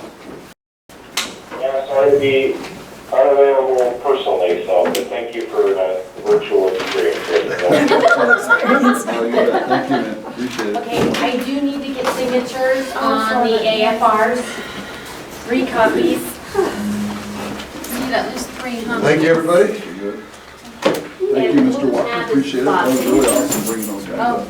Yeah, That great. was good. That was Well, we good. tried to do it last year.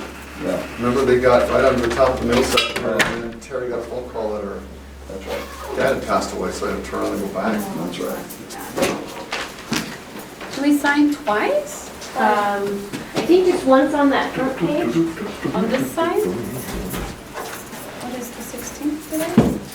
What did we have to sign? Today is the 15th.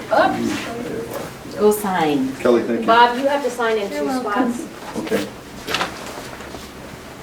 I shall. Good to know. I shall. That mix over here has dried strawberries in it, and they are so good. Never had a dried strawberry. Huh?